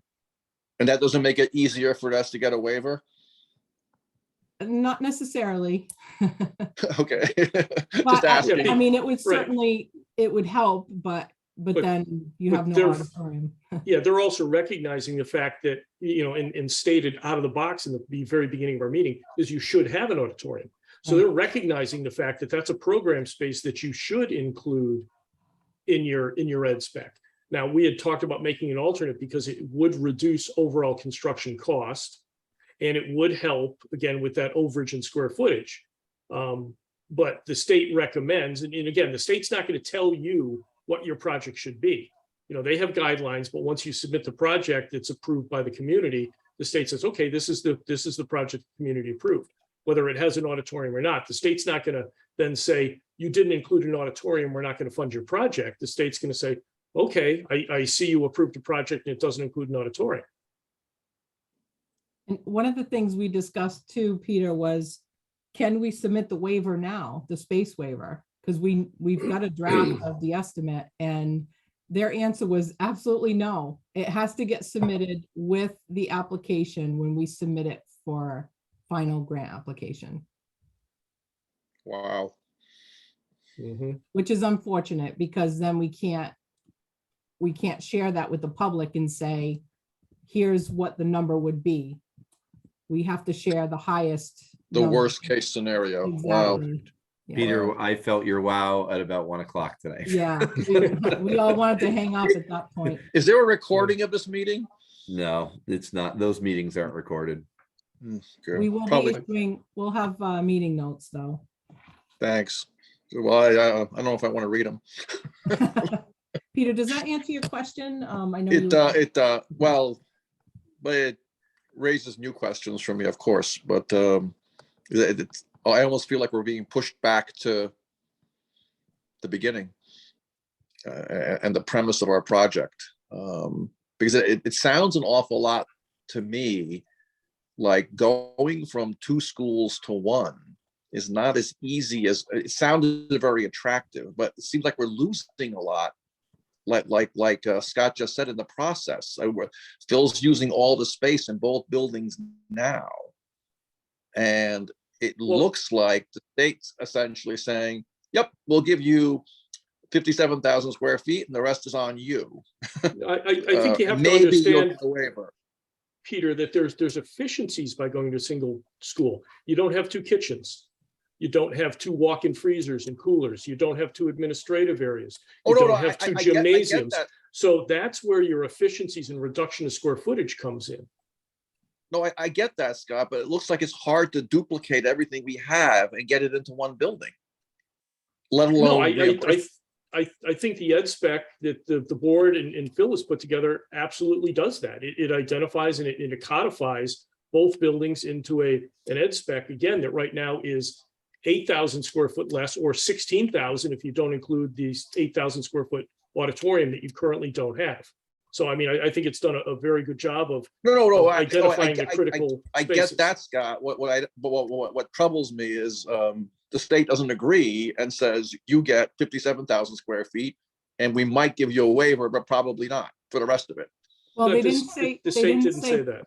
They didn't say probably not. They just said, we will review it once you submit the rest of your application. I would argue. The other thing they said was that they support consolidation. So there are some things going in our favor. The unfortunate thing is that we're not going to know until they actually start reviewing the application. Right, but I think they actually clearly understood that their allotted space, you could not build a consolidated school for their space standard as it sits today, because the math and the way it works for this type of a project is flawed. And I think they fully recognize that. All right, there's a few hands up, so I'm gonna go. I think Erica, you might have been before Gary. No, who are you pointing to? Gary? Well, I think Erica was first, but I appreciate it. Something that got lost in the discussion was, can you clarify whether this is an issue with both options or one more than the other? Could somebody clarify that for me? It's an issue with both options. And in fact, there are some inefficiencies of the existing building, which comes into the discussions and can be looked at multiple ways. But there are some inefficiencies with the existing building that if option 2 is chosen, that would be another part of the discussion with the state to justify those inefficiencies, pushing the request for overall square footage up even a little further. And they also recognize the fact that buildings that are close to 100 years old do have those types of spaces and inefficiencies. Okay, thank you. Erica? Thanks. So this committee has only heard from one person at OSCGR. We know the individual is no longer there. I think we all thought that we'd be getting a little bit more preliminary guidance from the state. Scott, is this a new tone in that office? And I think we were led to think that they would give more guidance to us. And what I'm hearing is you need to choose your own project. We're not weighing in on it. And we're not saying anything that's not by the book, by the plan. Is that the difference between now and when we started this process? Yes, that's an accurate statement. I would agree. Disappointing, but I get it. We all had our hopes up for a little bit more guidance from the state and the Yeah, they're regime. taking a hard line in the fact that they are enforcing the program. They're not here to make a decision for any district as to which direction they should go. They're there to review the application, review the funding availability, and make a decision. They did not say, we'll work with you, we'll help you decide. They did not say that. They were basically by the book, like you said, Erica. They But I do believe, again, engaging them early and at least having the dialogue and the understanding, I think does pay dividends Yeah, as far as future discussion. So I think today's meeting, although frustrating, and we didn't necessarily achieve the outcome that we were looking for, or guidance we were looking for, I do believe that the dialogue was very useful. yeah, I agree. Mike? I just want to thank the people who met with the state to get the information. It's really important. I wish there was a better way for the committee to have involvement. I realize that's too cumbersome. I'm not condemning the fact that we did it this way, but having the committee's work, not being able to have the committee participate in something this important is, I'm not sure what the right word is. But anyway, I wish we could do it, but I want to thank everyone for getting this information. And I think it proves that we just have to keep doing a really good job of whatever we do. And get all our technical stuff right and be ready so that we can exercise every option that's available. Yeah, Mike, and just to let you know, the members of the committee were there. Myself and Phil, we're members of the committee. So we Yeah, I were- get that. I'm not, I'm way past that. Okay. Well, I just want to clarify because you made it. Well, I sound don't like think that no- needs clarification, Catherine. I know you're members of the committee. I'm saying the committee as a body. Yeah, the rest of the committee, you mean? Yes. Yeah. So anyway, yeah. Hey, And, Mike, and sorry, to Catherine, the other can I- point is the meeting minutes. We will have meeting minutes from that to talk about discussion. We had an agenda. It was very focused, and we can share that with the committee. Ralph, oh, go ahead, Phil. I was just gonna say to Mike, it's not a public meeting. If the committee members were there, it'd be public meeting and they would never do I that. understand. With Yep. CGR. I think typically, and you guys don't get to see this. No offense to Catherine or Scott, they don't want to hear from Catherine or Scott. They want to hear from me. Right. They understand. talk to the superintendents. That's who they speak to. That's who they require to sign off on the grant applications. It's OSCGR, just their business. That's the way they do it. So Understood. Thank you. Where these are the parameters we have to work in. And so again, that's why I'm thanking you guys for doing it and reporting it back. I'm just expressing the fact that it's a challenge for those of us who spend 2 years now working with these nuggets of information and then not being able to be there. Right. Ralph? Yeah, I want to build on Mike's comment. I kind of regret that we couldn't at least be there in listen-only mode. But I do have a question for Phil or Scott or Catherine, who was there. Is there a difference in the reimbursement rate for option 1 versus option 2? Yes, there is a difference of 10 percentage points between option 1 and option 2. But there also is another factor that plays in here as far as statutorily the cost of the renovation project. And if the cost of the renovation project doesn't fall within state statutes as far as a overall dollar limit and cost in comparison to a new school, you cannot get renovation status, which means within the existing facility, anything that's, they say it's the Rs, anything that is a repair or a replacement is not eligible for reimbursement. They did say that if option 2 was chosen, you could file for a potential waiver to try and gain renovation status, very similar to the space waiver, which you would also be filing for either project. My opinion is I think that one is going to be a little harder to achieve. So you can do the project, you can choose to do the project. The project would be considered an alteration and extension. The new building additions would be reimbursed, as a new building addition would be reimbursed, but the renovations, you would have limited portions of the repair replacement that would be eligible for reimbursement, typically code related issues. Let's say an area didn't have mechanical ventilation, that certainly would all be reimbursed. asbestos abatement, and so forth. But the majority, without renovation status, the majority of any repair replacement does not qualify for state reimbursement.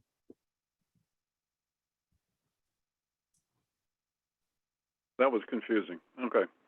It is confusing, Ralph. I apologize. It is confusing. I will be, calculating it out with what I just attempted to explain. But again, to get renovation status, to have all of the repair or replacement items, so all your new flooring, all your new ceilings, all your new lighting, electrical, plumbing, to get that reimbursed by the state, you would have to prove that a renovation project is less expensive, and you have to go through a whole process of achieving approval of renovation status. So until you're able to achieve that, they would not reimburse you for any of those expenditures. So if it was a, let's just say again, we've used 50 million. Let's say if it's a $50 million project and 20, let's say it's even Stephen, new construction to existing, 25 million was renovation. You might only get reimbursed on, let's say, 5 million of that 25 million at your state percentage. The other 20 million would be completely on the town's ledger. Again, this is just an example. I'm not citing factual numbers at all, just using an example just to explain the methodology. No, I understand. We need to get a little farther along in the process, I think, before we can quantify this a little bit better. All right, any other comments about the meeting with the OSCGR? Erica? Yes and no. So bounces right off of what Ralph just said. When can we get a look at some numbers? Is it after the ed specs? I'm pointing at my other screen. The ed specs are done. Does Scott have to do some work? I heard Phil saying, we got to talk about some numbers to be able to bring to the townspeople. When can we get a look at some numbers that we're talking about? So Scott is preparing a presentation that I mentioned earlier, and that will include a list of items, which is a question that Ralph asked. And I'll just reiterate what's going to be part of Scott's presentation. The review of the ed specs, concept plans reflecting the square foot for both options, schedules for both options, project budget estimates for both options, tax impacts, challenges, existing conditions, and some images of new and renovation projects. So Scott is working on that. Scott, you want to add anything? No, I mean, I think that the critical factor to, revising those numbers again, I think, Phil's, I think, very close with the ed spec. It was that in today's discussions with the state to understand how they were going to look at reimbursement, so I could accurately reflect, what their current status is as far as reimbursement. So now that we've had today's discussions, I'm going to start working on those options for both options 1, 1A, 2, and 2A. And Erica, based upon the feedback from the work from the Board of Education, I don't see them changing the square footage number at this point in time. When we talk about ed spec, there's a heck of a lot more than just square footage in there. That's the text that's in there about what's in the building. That may be adjusted, but that won't impact the square footage. So Scott now has, what I will say, I believe that to be the number that the board will have in their approved ed spec. And that's the number Scott needs to develop along with the information from the state today to develop some numbers now. That all sounds great. I heard maybe end of this month, beginning of next month for some community meetings. So is it possible maybe by our next meeting that we'll be taking a look at those? I mean, I'd hope we'll be looking at them before we go to a community meeting. Yes, I think the intent would be to, get that information out in front of the committee before it goes out to the full community to review, as well as the presentation. And then again, once I have those numbers, I'm going to have to work with the town to develop some of the tax impact numbers and things. So it's a step-by-step process. We're not going to wait. Certainly, we're going to work towards getting tax implications for all these scenarios so we can discuss those and present those to the community. But I think it's important that we start having the dialogue and engaging the community and getting input on these things. And we'll, if that's ready for that first night, terrific. If not, we'll follow up with it very shortly thereafter. That's great. Thank you. Okay, any other discussion before we move on? Is that your hand, Peter? Yes. So Scott, what would that be that we would present if we were in that first community outreach meeting? What would we have available to present both potential projects? You're muted, Scott. Apologize. Oh. Yeah, I think I kind of laid that out earlier in the evening to And I a just question that repeated it. Ralph posed. Yeah, and I think Catherine just repeated it. So it's going to be sort of the high level concept plans, the schedules, estimates, advantages, disadvantages, images of both renovated and new construction demonstrating what some of these spaces could look like. So we're going to be working on all of that. And then again, hopefully as part of that or soon thereafter, working with the town tax implications for the different options so people can understand how it would personally affect their budgets.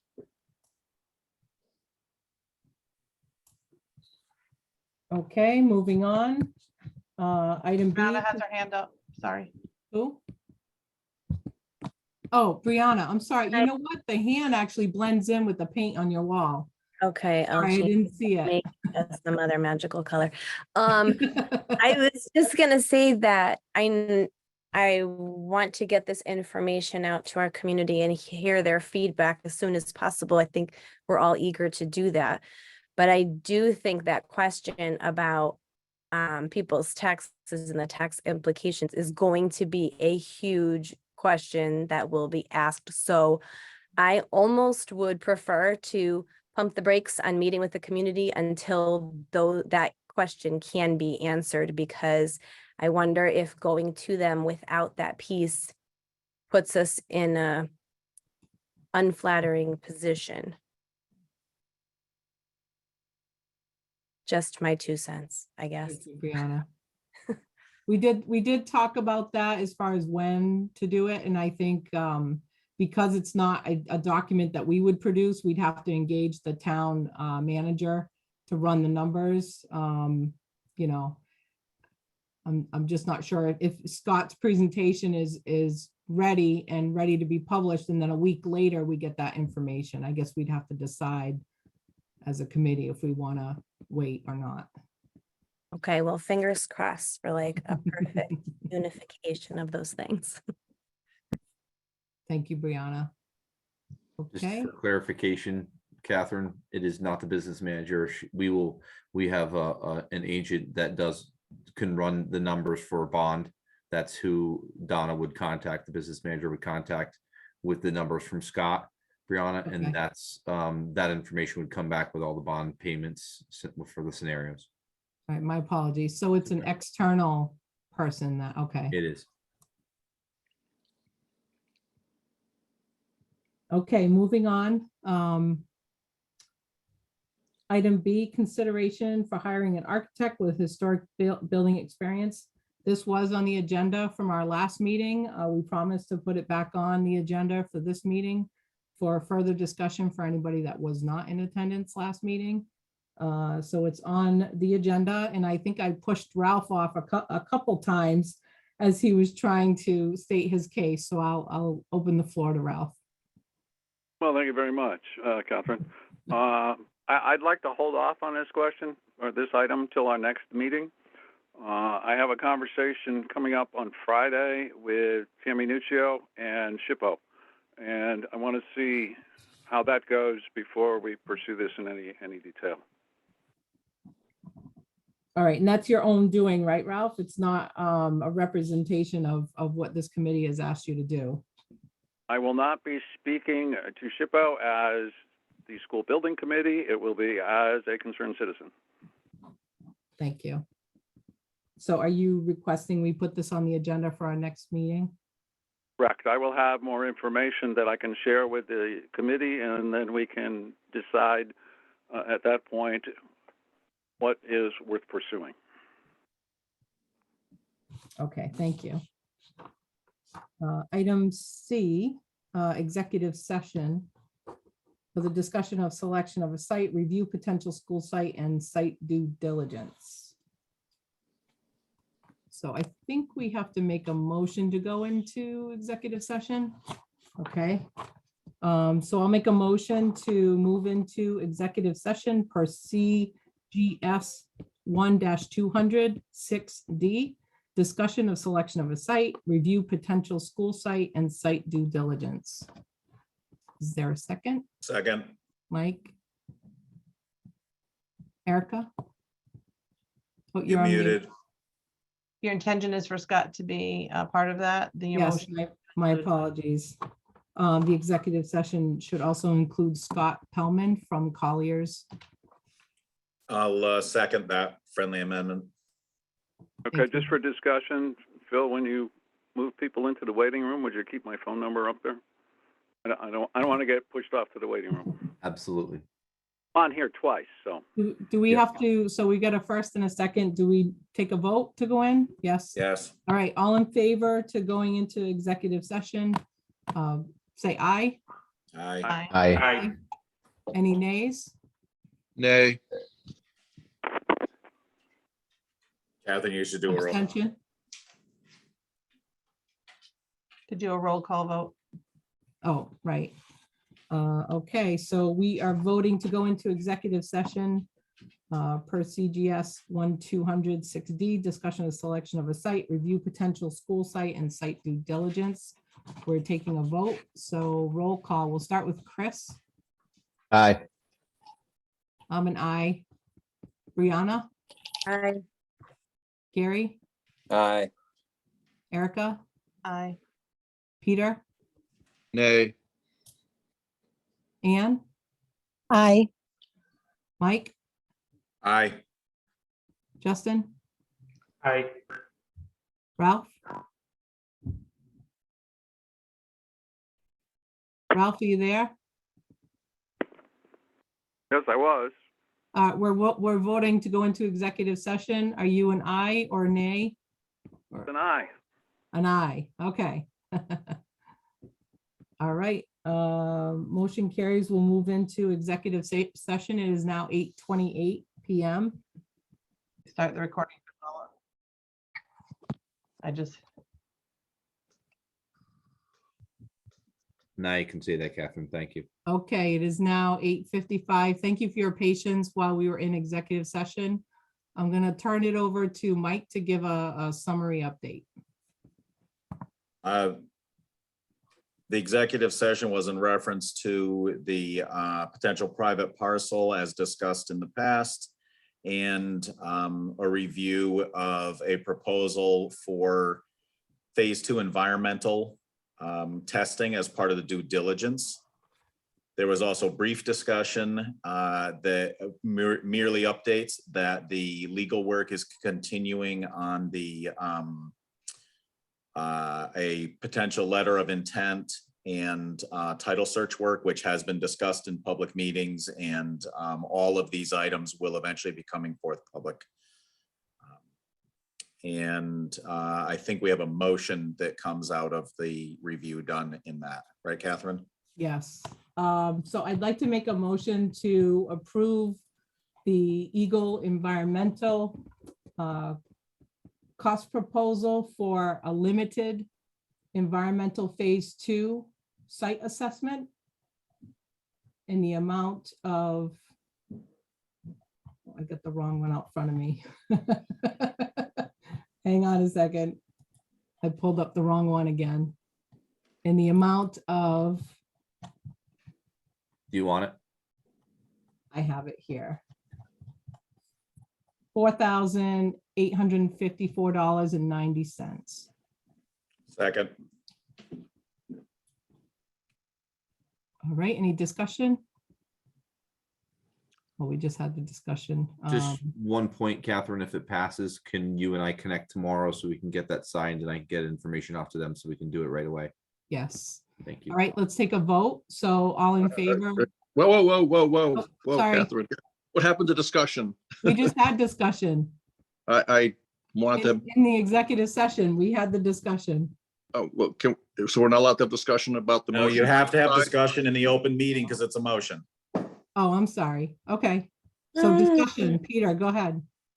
Um, I want to say that I disagree with this action because as we heard from Scott, our consultant earlier, we want to be cautious and over-investing in either option until we get some feedback from the community. We heard schematics are even premature to present to the community. So it seems to me that advanced environmental studies and title searches are premature in this case because we don't know which track we're going on. So I would suggest we not do this at this time until we proceed with Scott's presentation to the community and get the feedback that we need. Thank you. Thank you, Peter. Mike? Respectfully, I 1,599% disagree with Peter's comment because this is exactly the due diligence that we get scolded in all public manners for not having done. We must do our due diligence when we go to the public and say, we want you to sign on to this idea of parcel XYZ, then someone's going to say, you mean you didn't spend $5,000 to make sure there wasn't an environmental problem? How are we as the public supposed to decide? That I feel very strongly that this is not a large investment. This is a small investment to make sure we're presenting a viable option to the public. Thank you, Mike. I echo Mike's comments 100%. Any other discussion?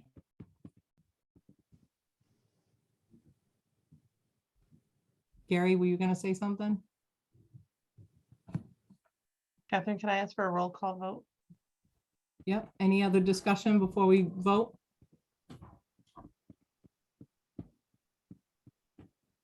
Okay, let's do a roll call vote. So we'll start with Chris. Say aye. Aye. Scott?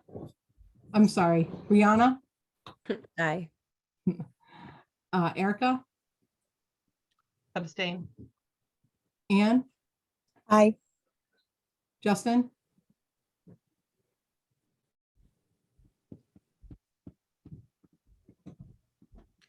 Justin? Just do a thumbs up or thumbs down.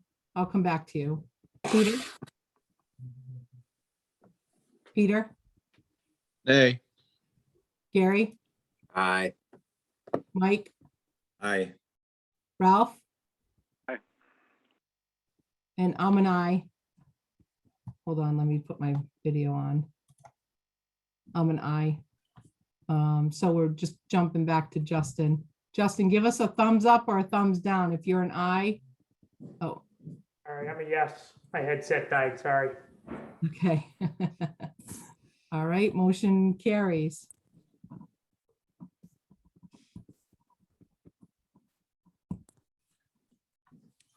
I think that concludes the executive session discussion. Moving on to future business items for future agenda.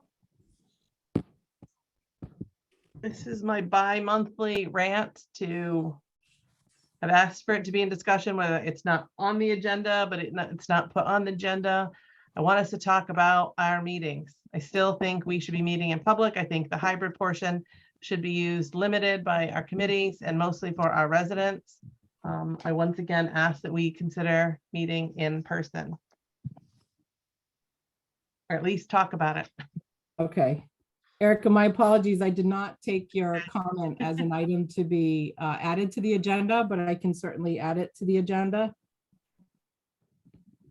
I mean, if we get a consensus here, I think it is worth noting. We all are out and about in our daily lives now. I think this is very important work. I think it's important that we be in the room together. I always have concerns about executive sessions in this format. It leads, it gives me great pause no matter what board or commission is doing it, so.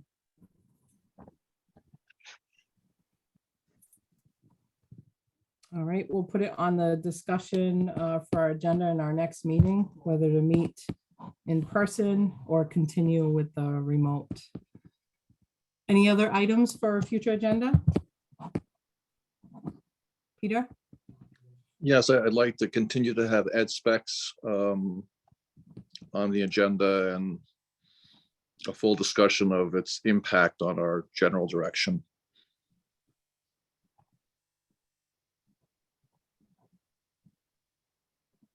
Okay, any other items?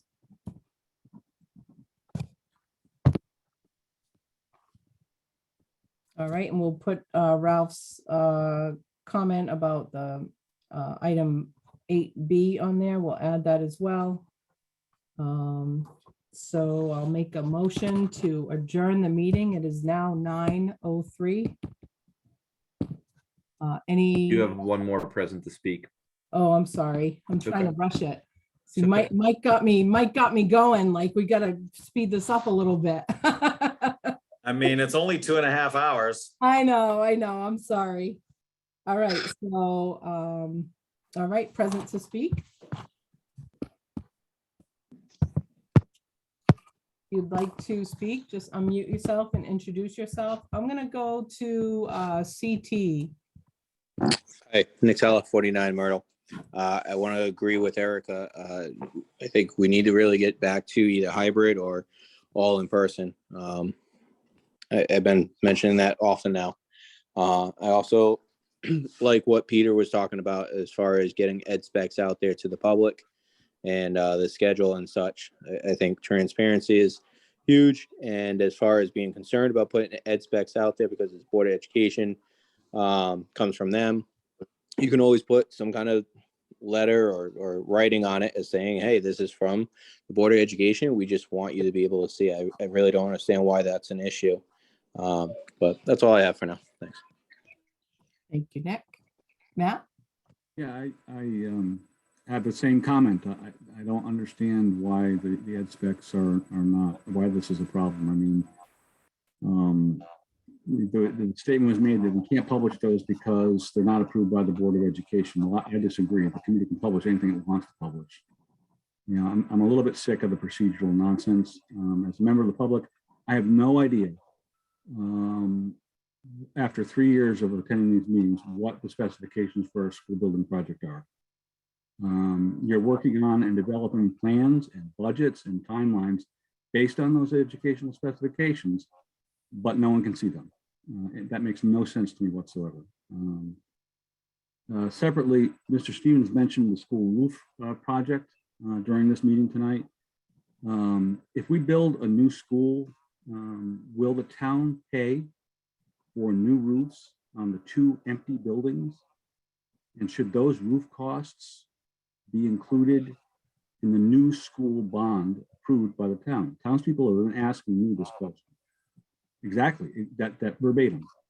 The building new school option should include the cost of fixing the roofs on the buildings we're leaving behind, or else we're going to have 2 very huge buildings that are big assets for our town with leaky roofs. So, thank you. Thank you, Matt. Anybody else on public to speak? I have one more, Nutella 49 Myrtle. Just add on to what Matt was saying. I understand there's been people hospitalized because of mold in schools and this and that. If center school gets turned over to the town, I mean, those remediations are going to have to be still had. So, I mean, that's still a cost that's not going to go away. Just wanted to mention that. Thank you. Any other present to speak?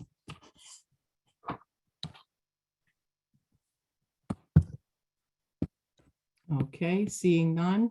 Now I'm going to ask everybody, is it okay if I make a motion to adjourn the meeting? It is now 9:07. Second. Second. All right, 9:07 p.m. All in favor of adjourning the meeting, say aye. Aye. Aye. All right, have a good night. We'll see you in a couple weeks. Good night. Thank you.